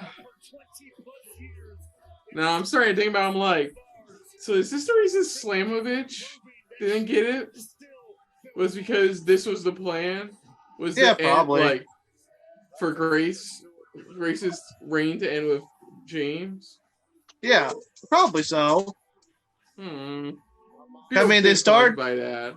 That's probably the plan for a while because they started, like they said, this storyline in this building and they ended it in this building. In professional wrestling, there was a chance that tonight would be the end of it all for Mickie James, an absolute treasure. I can see it. I can see her retiring at Rebellion. To do another career versus title kind of thing. Well, no, like that was the whole point of the last rodeo was to get to a title shot. Now she's got a title, she doesn't have to put her career on the line anymore. That was Impact Wrestling Hard to Kill 2023. Damn, that was good. You guys ready to talk about this stuff here? You got first of all, overall, did you guys enjoy the show? Yes. It was an enjoyable show. It was a show. Well, let's see. We can start off. We had that 6-way match with saw Kushida defeat Alan Angels, Delirious, Mike Bailey, Mike Jackson, and a 70-year-old man. A 70-year-old man named Mike Jackson, who can still fucking go for a 70-year-old man. Toughest 70-year-old man I ever seen. For the love of AARP. For love. So the biggest story in that match was that Kenny King interfered. He cost Mike Bailey the match, and they will now be facing each other on the upcoming episode of Impact in a fight pit match. Neat. Yeah. What you guys think of this opening pre-show match? It was fun, and that was it. There was only I want to say so much that I caught of it. Yeah, I had some trouble seeing it too because I was having internet issues. But yeah, Kushida got the win, so he'll probably be part of the next tapings. So I'll come back to Kushida in just a minute after this next match, which was for the X Division Championship. Trey Miguel versus Black Taurus. Taurus. This was a good match. Really good X Division match. Black Toro showed why he's really good and why he's one of the bigger names in AAA right now. He's actually a former AAA Latin American champion down there, which is their second most important belt right now. So yeah, Trey Miguel, he beat Toros the way he did last time. Find referee's bad guy, had some spray paint, sprayed him in his face, and stole the win. I think with Miguel winning, they're probably setting up maybe a rebellion. Maybe down the line they may wait for Trey Miguel versus Kushida, which I think would be a great match. So, first of all, what do you guys think of this match? And do you guys think they're probably setting up Kushida to get a title shot down the line? Really good match, and I guess we'll wait and see. Yeah, good stuff from Black Toros. Get that name right. I will say this is my first time witnessing Black Toros, and it's always entertaining to see like the big guys showing off very acrobatic techniques, to where it's just like, oh, okay, this guy is gonna do like flips and stuff and just slam his whole body into somebody that's just like half its size. But overall, I thought that was a good run. I will say though, Trey's whatever he's done with the championship title is it's a whole nother thing to like Hulk Hogan, like the Hulk has stomach ache over it. It's more like Shrek. All right. So then we officially open the show with the Impact World Title match with a Full Metal Mayhem, Josh Alexander versus Bully Ray. And this was a great opening match. Could easily have been the main event. Now, where do I even start on this?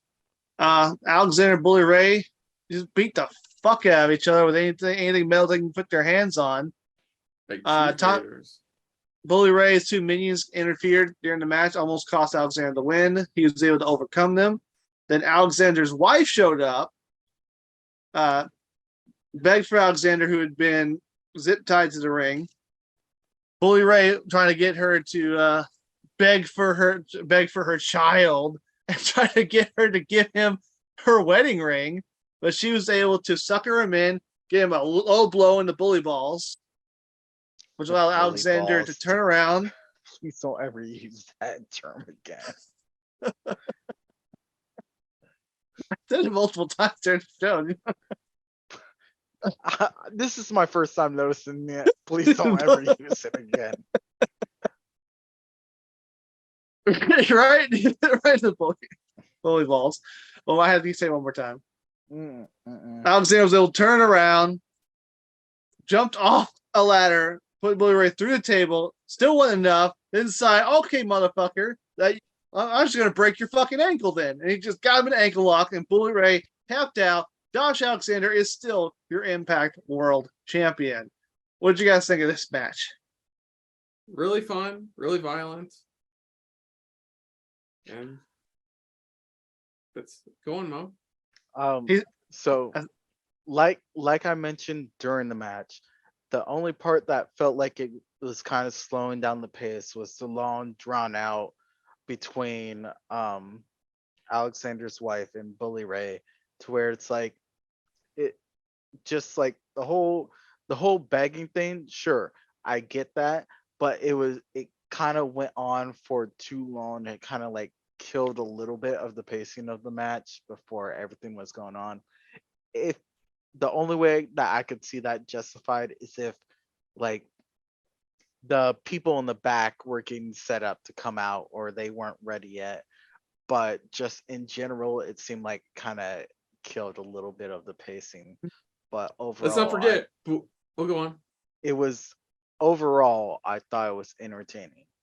And let's not forget Bully Ray trying to sneak in the back and then attack Josh. It's like, really? I mean, I almost forgot Tommy Dreamer came out and held Josh Alexander. But and that his wife did sliced bread number 2 on Bully. Yeah. His wife, Josh Alexander's wife, reminded everyone that she's former wrestler, did slice spray number 2 on Bully Ray's ass. That was entertaining. So yeah, I really enjoyed this match. Also, they hit the thumbtacks. They hit like 5 thumbtacks. Hey, hitting one thumbtack hurts. Okay, Josh Alexander had one stuck in the back of his head for most of the match. Oh, he lived. Oh, he lived. Oh, come on. If you just got like one in you, you'd be done. You'd be having me drive you to the freaking hospital. It actually depends. Because if you treat it like a coal situation, like the hot coals, like where like company retreats do their thing, Yeah. like, there's a certain way that if you do it properly, you don't really feel the heat from the coals as much as you expect. Yeah. And I think that's the same similarity with the thumbtacks. It's like if it's all spread out, then you're probably not feeling it as bad as if it was just like, okay, let me stick one thumbtack in you. And it's like, why would you do that? It's like, let me slam you onto a bunch of them. Let me slam you into a bunch of thumbtacks. And it's like, your body weight is dispersed amongst all these thumbtacks. So it's not going to be as bad. We're gonna have to do a little science to see if that's true. Kristen, I assume you volunteer, Kristen. Let's move on. Okay. So next up, we had a fatal 4-way elimination match for the Impact World Tag Team title. The Motor City Machine Guns took on the teams of Heath and Rhino, the Major Players, and Bullet Club. This was a really fun 4-way tag team match. That ultimately it came down to the Machine Guns and Bullet Club, but the Major Players, who had just been eliminated, decided not to leave. They end up distracting Bullet Club, which allowed Motion Machine Guns to take advantage and get the win to retain their titles. So what do you guys think of this 4-way match? I thought that part was kind of bull, because I feel like otherwise the Bullet Club could have won. Mm-hmm. Yeah, the match kind of fell flat a bit for me. Really? But other than that, yeah, it was an enjoyable tag match. Honestly, nothing as memorable as I remember. I can't recall, but still some good stuff overall. It'll probably lead to Major Players and Bullet Club maybe fighting a number one contenders match. And it'll probably be Bullet Club versus Machine Guns down the road. Let's see. Next up, I'm about to get a little. Joe Hendry versus Moose for the digital media title. We were in the center of Moose Nation. Moose. Joe Hendry came out to that theme, which Mo never wants to hear again in his life. Hey, Mo does not believe in Joe Hendry. I don't.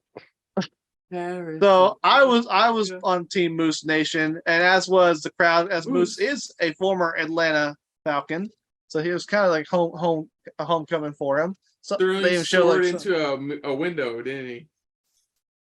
Yeah, and we originally thought it came to end when the referee was turned. Moose hit Joe Hendry and his little JoJo's, and don't hit him with a spear, got the pin, and we thought Moose was your new Impact Digital Media Champion. But oh no, ladies and gentlemen, as the new Director of Authority made his debut, it is the one and only Santino Marella. And Santino Marella was like, no, you son of my gun. I think he was like, we're going to start this match over. And Joe Hendry was able to take advantage of the situation, get the win, and retain his Digital Media Champion, which was bullshit. It was Moose's win. Oh, Moose better get a rematch. So honestly, but overall, this was a great match. Honestly, yeah, it was a really nice showcase for Hendry. Like he really showed like how like powerful he is. Like the vertical suplex where he's walking around the ring. He was a 250-pound man, like they said Moose is right now, around the ring. Deadlifted then him. deadlift him out of the ring. Yeah. Like, this was a nice showcase showing, like, Joe Hendry does have the it factor Impact's looking for. Yeah. These were two and men. Santino like, yeah, I know the Santino stuff was a big, like, yeah, whatever. But, like, I liked it. It's nice seeing Santino Marella again, especially after listening to his podcast about how much he's went through in his life to get to where he is now. Like, I think I appreciate him a lot more now. So it was really nice to see him. And it's also nice he has the rights to his gimmick again. Yeah. And it was, you know what? From a lot story standpoint, it makes sense that he would come out to reverse the outcome of the match. Because he is the new authority figure, the director authority now. So, I mean, it's going to probably lead some fun shenanigans on the weekly Impact shows, if anything. I can see it playing out where it's like him just continually fucking with Moose. Like, Santino Marella, of all people, being the one dicking around Moose. Sorry, dickling around Moose. You know, just all flaming Dickles. Come on, but yeah, I really enjoyed the Come whole on. segment. I'm finding all kinds of things annoying Mo tonight. I mean, we got Joe Hendry's theme song. We got Bully Balls. We got Flaming Dickles. We got Bully Balls and Flaming Dickles. All right. So what else happened? I did skip one thing I need to go back to. Frankie Kazarian. I can't forget about that. Frankie Kazarian came out and he announced that he basically got tired of waiting around for AEW to do something with him, and he has now signed a long-term contract with Impact Wrestling, which is great because Kazarian's awesome, and Impact will definitely benefit from having him full-time on their roster. You guys any thoughts about Kazarian now being part of the Impact roster? Yeah, pretty nice. I mean, I was say, good for him. I mean, he's pretty much made his name. He's one of those people with Impact. He's made himself known as Impact. I don't know him as like an AEW guy in that sense. Like, oh, he was he wrestled in the Indies and then came to AEW. It's like I'd heard about him and his time in Impact. So it's just like, okay, it very much makes sense. Like, I don't know if he's ever had much of an appearance in WWE, but at least in Impact, I know. He did briefly.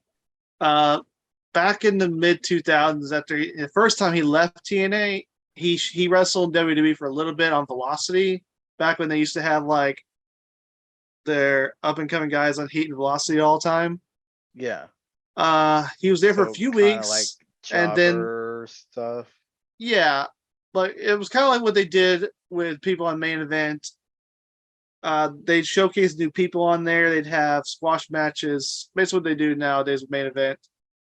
And he wrestled a few matches on there. I remember because I used to watch everything back then. And then they let him go. They didn't do anything with him, and he went back to TNA. So he had a brief run in WWE. Okay. But yeah, I would like to see him down the road get around with the Impact World title. It's the one thing he has not accomplished in his Impact career. And it'd be great to see him become a Triple Crown winner. So next up, we had a fatal four-way match to determine the number one contender for the Impact Knockouts World title. We had Purrazzo, Kelly, Taylor Wilde, and Masha Slamovich. And ultimately, Masha Slamovich came out on top in a pretty badass way. She basically just took out everyone at once.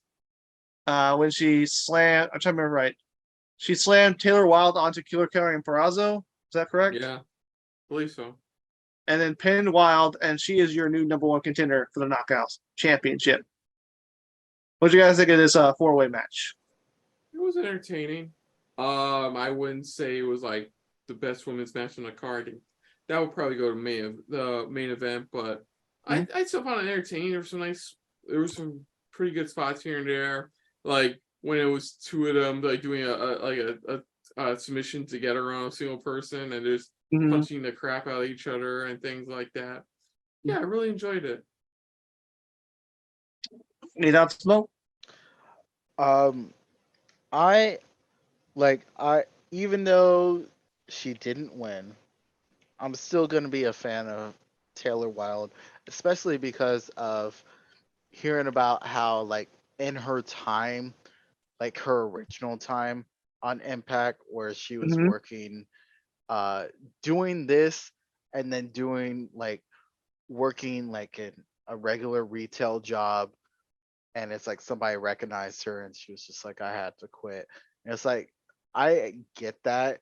So I'm like just seeing her again, even if she's like all into like her gimmick is mystical energy, like I'm gonna She's into- hex you. That's she's basically pretty just hot. into witchcraft now. That's pretty hot. Well, we know Mo's type. You don't know my type.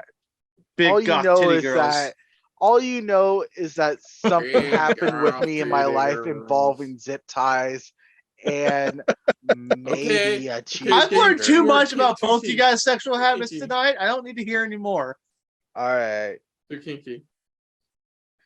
But yeah. Okay, you have no room to talk, Krista, with your cheese grater, okay? I want to talk Dickles. Hey, you're the Dickles here. But all yeah, right. It was good. All right, so yeah, we'll talk. We'll go. I'm going to come back a little bit of Slamovich after we talk about the main event.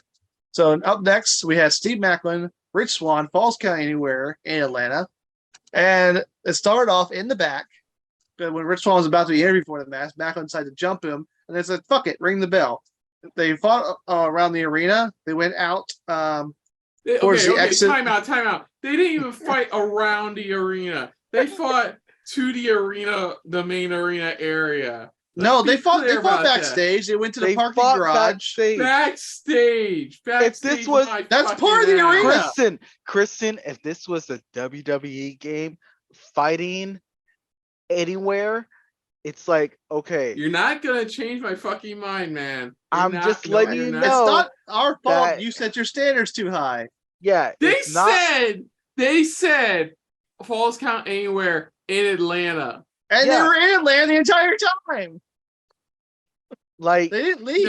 This is one of those things, Kristen, where it's like if you don't think like they it's about the wording.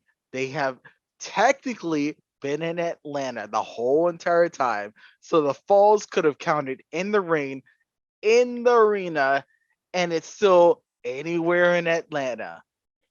No, it's just and also started backstage. Also, hold on. The fall happened outside of the ring on one of the ramps to the ring. So it's like it still was anywhere in Atlanta. It happened outside of the ring. So really, there's not. The only thing that you're upset about is that they weren't doing like the kind of bullshit that I was expecting. You're not going to change my mind on this. You're not going to change my mind. It's fine. I'm just letting you know you're kind of in Atlanta. You kind of got your hopes up after the, but there's rules. They didn't promise anything. To be fair, no. They even said on commentary it could take place anywhere in Atlanta. It could. Outside the arena. They said anywhere outside the arena. I know they said that. It could. I mean, they fought in the parking garage for a while. The match itself was fine. Like, it was a straight... not fun enough for you. There was some good spots. Enough for you. It wasn't... No. It wasn't great considering we already had a really good no DQ match as the opener of the pay-per-view, you know? That one was really well done. You know, here... I think my biggest problem is you could have easily just done multi-part vignettes leading into the final part of the match just before, or if not, just before the main event. That would have been cooler. But after the hardcore match in this one, it's like this match was fine. Like, if you think about it that way, if you think about it that way, that would have in Nick's idea. It would have prolonged the pay-per-view.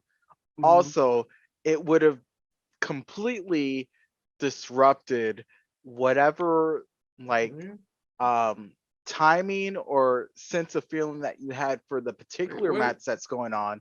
It's like, okay, this match is not that important. Let's cut to Listen, man. Maclin and Listen, Swann man. fighting in a parking lot in some random bar. Now I know I'm usually the one who likes just random bullshit happening in my wrestling matches. But with how that came out, with how this match came out, I was just like, okay, I'm fine with that. It's typical Carney kind of stuff where it's just like they delivered on their promise. Falls count anywhere in Atlanta. It could have happened right in the ring. It could have been a regular match. The falls happened in Atlanta. Well, Chris is gonna. Are We're you just done? gonna agree, disagree with Are you Kristen done? on this. But Did you Steve say Matt, something, Mo? I didn't hear anything. Oh. Kristen, don't be rude. You at least listen to his argument. Okay. About what? How wrong he is? Oh. Okay. I mean, hope you Mo's like already your- gonna chew you out later about the cherry I coke. hope you like your Dickles. Yeah, he likes his flaming Dickles with his bully balls. Okay. Ah! Did you guys say what you thought of the match, or are we just gonna move on like we should? I liked the match. It was good. It was a good Falls County Anywhere match. I think this match really helps position Steve Maclin more up the card, because the whole point of this is that he wants to get another shot at the world title, and Swann's like, okay, you got to get through me. And Maclin got through him, so I think Maclin has a good case to be the next major challenger for Josh Alexander. Maybe at Sacrifice, or maybe even a Rebellion. Neat. And I can see Maclin actually being the guy who takes the belt. Neat. Mo, do you have any thoughts? Any more thoughts? I on have that, Matt? no additional thoughts. All right. Well, next up, we had a very good match between Eddie Edwards and Jonathan Gresham, where they just tore the house down in a banger. We hadn't said that word all night. It's a banger after banger after banger with some mash. So Jonathan Gresham, Eddie Edwards. Oh man, what else can you say? They just tore the house down. Both came in with some interesting stats. Eddie Edwards had never lost at Hard to Kill. Jonathan Gresham had lost in Atlanta since 2018 and was 6-0 in Impact Wrestling. So somebody was losing a streak. It ended up being Gresham. Eddie Edwards got the surprise win, because we thought it might have gone Gresham's way because he just fully signed with Impact. But after the match, we kind of fully saw what's going on. They're doing a bigger storyline with Eddie, because he's trying to move on from this Honor No More crap that he went through the past year, and he wants to move on with his life. But they just, every time he tries to get out, they just keep pulling him back in. He got over Gresham, and then another demon from his past debuted after the match with PCO, who's back in Impact. He beat the shit out of Eddie Edwards, just spitting sand in his face. So yeah, it looks like Edwards is now going to face PCO. Probably a Sacrifice. We'll have to see. And let's see how many more demons must Edwards overcome. So do you guys have any thoughts of the match and of this little storyline they're doing with Eddie Edwards?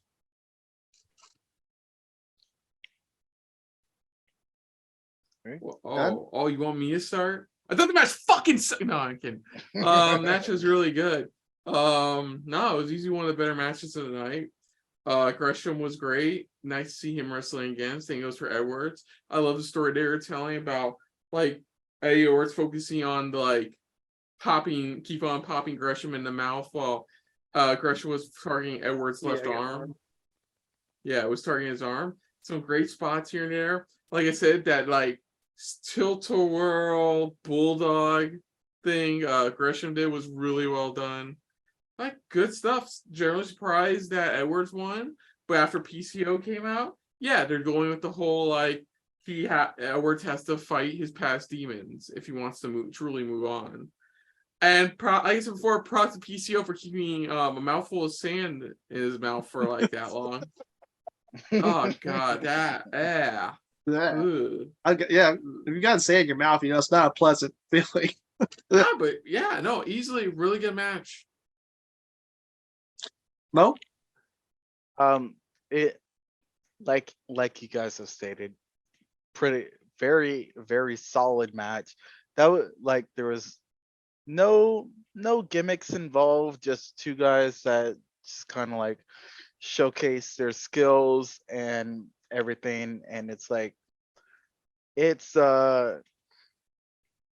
it was definitely a good match. Like just seeing what they can do with each other, and it's like, okay, I could see them coming back, just like Gresham versus Edwards, like 2, 3, 4. Like if they were going to make it a continuous thing, it's like you beat me this time, now it's time for my retribution or whatever. Like I'd be perfectly fine with that, because these are the kind of matchups that you have in which it's like, okay, these guys, I know they're gonna do good work anytime. I mean, there's plenty of matchups over the years, and just in the history of wrestling, that you see two wrestlers or multiple wrestlers come against each other, and it's like, okay, these guys are putting on a show, they're showing off their skills, and it's like they either they know each other well enough to showcase each other's abilities, or it's just they're just that good. And I feel like Edwards and Gresham are just that good, and I would be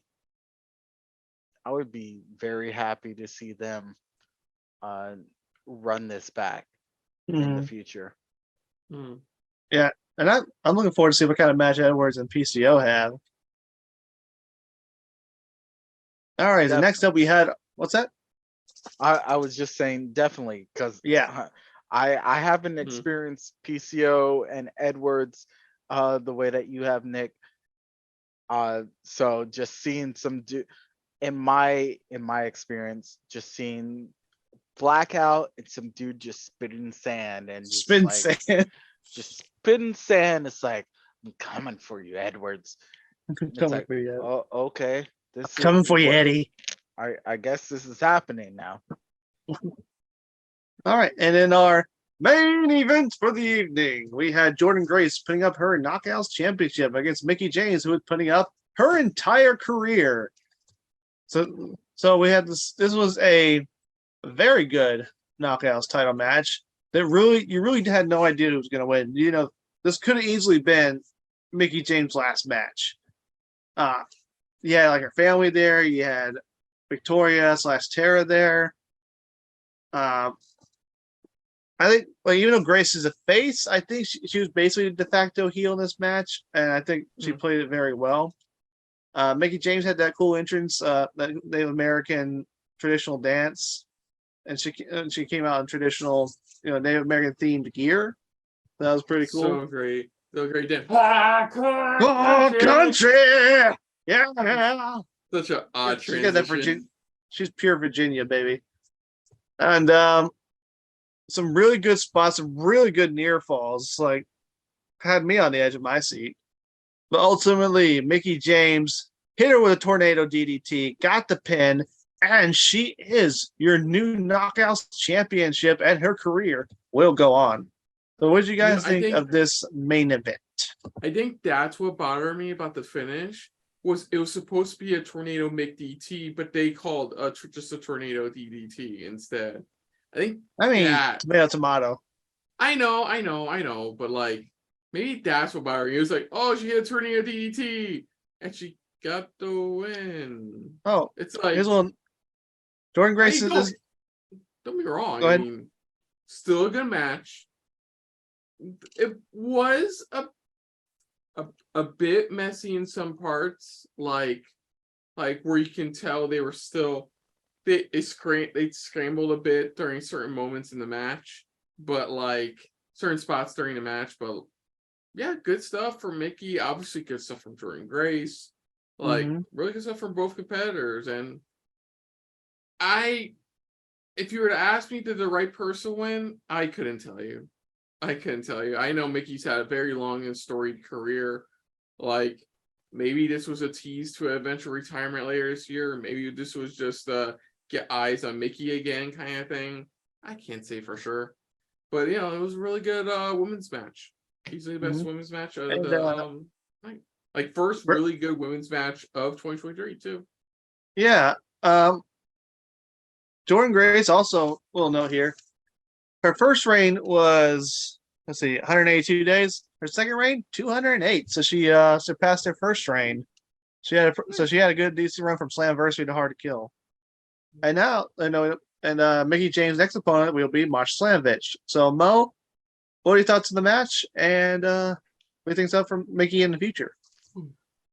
I mean, obviously for Mickie in the future, it's just a matter of I feel like she'll have a run. It's not gonna be like she immediately drops the title or whatever.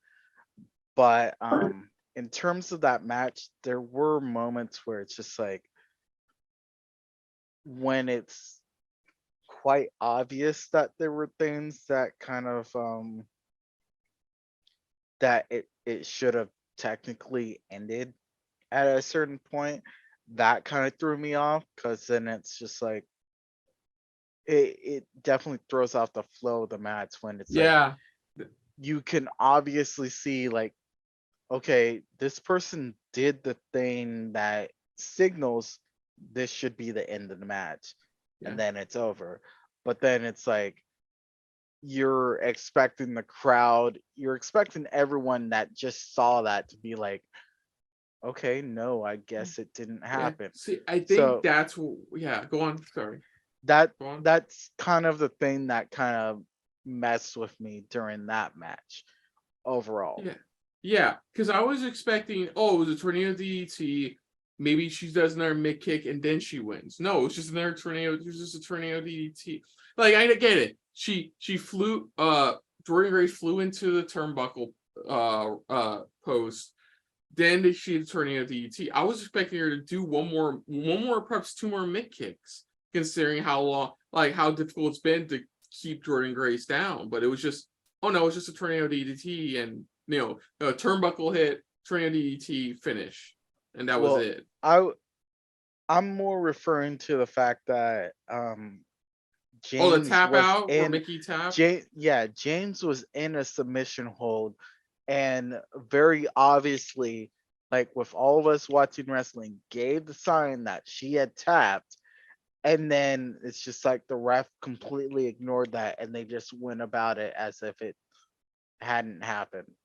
And that kind of threw me off, as it's like, did they call an audible, or was it not supposed to be the finish? No, I think maybe a story standpoint, giving a reason for Jordynne Grace to ask for a rematch. Maybe set up for the next Impact Plus event. I don't think that was supposed to be her tapping out. I think she was trying to like do this, and it looked a lot like she was tapping out. I don't think they intended. They can easily turn that into an angle, easily, if they want to. But yes. So overall, let's see what was that. Yes, overall, Mickie James, combined with WWE and Impact, is an 11-time women's champion, which is pretty impressive. So her next opponent should be Masha Slamovich. We'll see soon where that match will take place, with their next event being Sacrifice, and I think it's set up. I'm trying to remember where I said it was going to be at. Canada. I know Canada. I was trying to figure out where Canada. Toronto. No, Rebellion is in Toronto. Sacrifice. Canada. Sorry. Their next event is actually No Surrender in Nevada. They announced the Sacrifice would be in Windsor, Ontario. So yeah, No Surrender is their next event. Is going to be in Sunrise Manor, Nevada, which is right outside Las Vegas. Sacrifice is going to be in Windsor, Ontario in March. And they also announced in April, Rebellion will be in Toronto. So that's their next 3 big events. So overall, guys, what were your favorite matches, and what's your overall grade for the show? I guess I will go first with this. My favorite match was the Falls Count Anywhere, just to spite Kristen. Just to spite Kristen. Man, you guys have been heated tonight. Do I need to put you guys in a Falls Count Anywhere match? I mean, hey, well, at least when we at least when we promise anywhere Falls Count Anywhere in Orlando, we will mean it. Oh man, I will buy Kristen a ticket to Disney World so we can finish this. Exactly.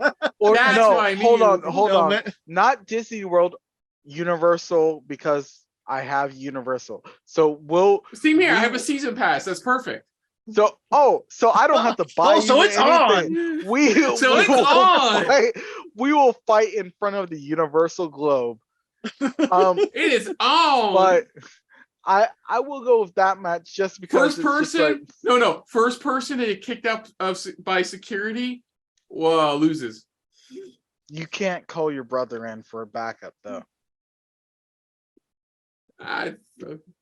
Yeah. Surprise out of nowhere. I called in my brother. Mo called in Nina. Nina he got her all the way Chicago. from fucking Chicago. Fuck me up. We thought she was in Chicago. It's Nina. Oh God, My God, it's Nina. No, but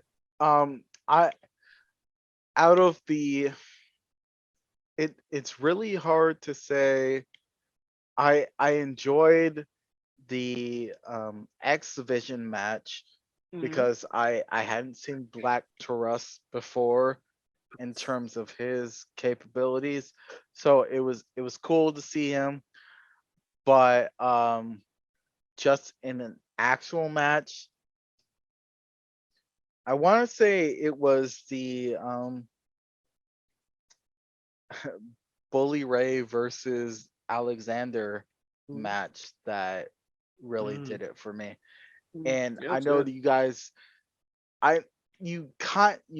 seem to have kind of given the idea that it was like weird that match was the one that was put on first. At first. No, but then no, I thought it made sense because there's been many wrestlers who said that the 2 best spots that you want to be is either the one who opens the show or the one who closes the show. Right. And so with the Knockouts title match being the main event, it made sense put this one on first.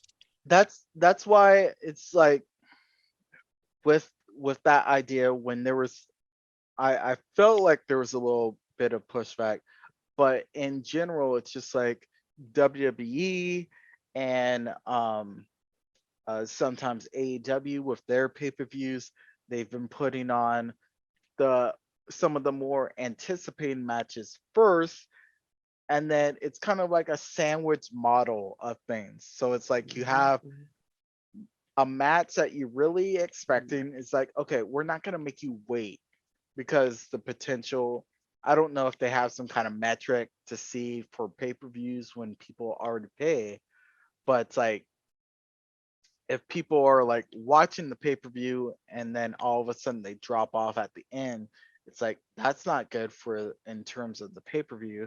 So let's put the match that we're advertising the most on first, and then it's like, okay, so what's gonna end it?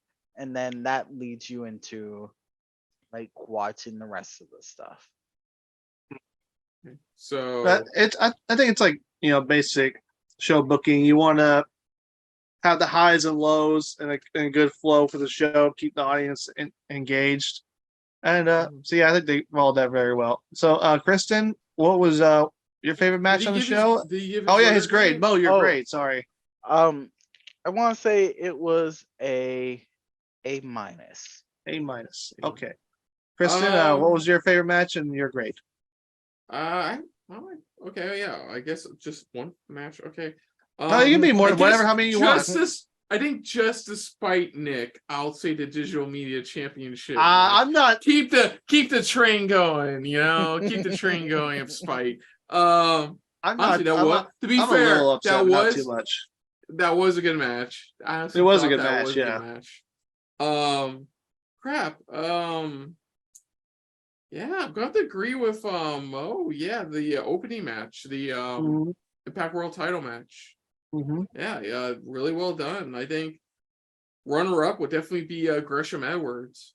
Yeah, that was good. So that's your 3 right there. And what's your grade? A- as well. Yeah.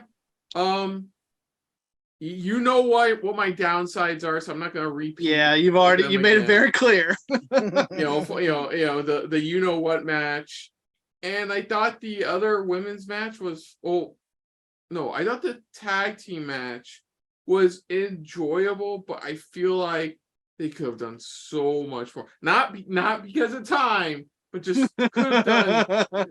But they could have done so much more with the tiny. But it felt like it never really kicked off until like third gear, like until like the very last couple, like last 2 teams left. And we saw 70-plus-year-old guy wrestle. So. Yeah, did pretty good too. So yeah, I'd say my favorite match was also Alexander Bully Ray. I really enjoyed it. I thought they did good storytelling in it, and Bully Ray showed he's a really good heel, and Alexander, continued this legendary run he's been on. I've become like a massive fan of this guy over the past couple of years, and looking forward to what he does next. I also enjoyed Hendry Moose, even though Moose got screwed. Damn it! Oh yeah, and he's gonna get his revenge. Oh, I think so. And Edwards Gresham was very good. And I know you didn't like it, but I enjoyed the Falls Count Anywhere match for what it was.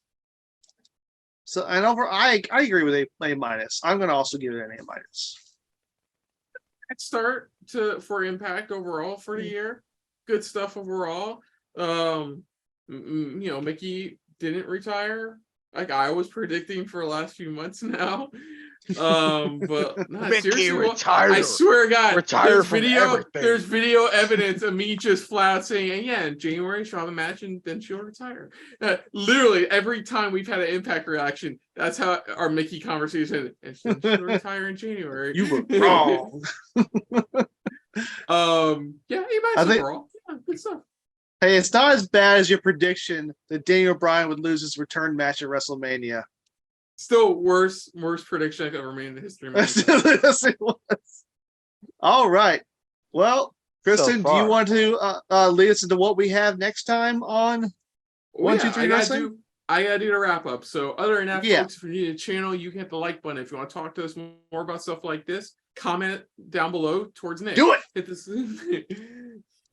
If you want to share us around to people Nick may know. And if you like it's just a little bit more to anybody else when it comes to talking about some wrestling that I'm pretty sure Nick loves, hit the subscribe button down below and hit that bell icon as well. Let us know what you thought of Impact Hard to Kill 2023. What were some of your favorite matches? What were some of your favorite moments? Do you agree with me about what they constitute as a Falls Count Anywhere match tonight? Do you disagree? Or are you just like Mo? Or are you right? Are I you didn't right? say that. You're putting words in my mouth. I did not say that. I did not say that. Disagree? No. The only thing you're putting in your mouth was flaming Dickles, so it doesn't matter. Shut up, Dickle boy? Disagree with It's your Dickle boy. You don't eat them. Or are you right? Yeah. Let us know in the comments down below. Put down what you thought of our reactions overall. But most importantly, we thank you for watching. Now, guys, where can they find you somewhere on the internet? Oh, little old me. You can find me over on my social medias, over on the Facebooks, the Twitters, the Instagrams. Also, go check out HorrorGeekScene.com, some of my past articles and reviews. Check out their YouTube channel, too, to see a couple of my interviews with some figures from the pro wrestling industry. And now, Mo, my friend Mo, where can the good people, find you on the World Wide Web? Well, first off, go. First of all, it's very hard to find me. You have to first travel to Mount Everest. A lot of people have made that decision over the past couple of years to travel to Everest. It's really expensive. First of all, Very dangerous. It's dangerous, but it's worth it. So go ahead, spend your life savings, go to Mount Everest, climb it, and then once you get to the top with your Sherpa, because you should have a Sherpa, and make sure that they are well taken care of, you need to play a special flute. I've made sure that every Sherpa that has that is given a special code word is told to give the person a flute. You play the flute on Everest, and then it summons me. Yes. And you hear in the wind, where there's no noise pollution, no air pollution or anything like that. It's beautiful. You'll hear Afro Mo bro, Afro Mo bro, and then I won't appear because I don't want to be there. Just know it's cold. That's my name. That's my name. That's how you find me on the internet. Yeah. You have to do all that. You find me specifically on Instagram. You'll find me on music streaming services. That's how you access my information. Yes. You have to do it. If you try and do it normal ways, it's not going to turn out the way that you expect.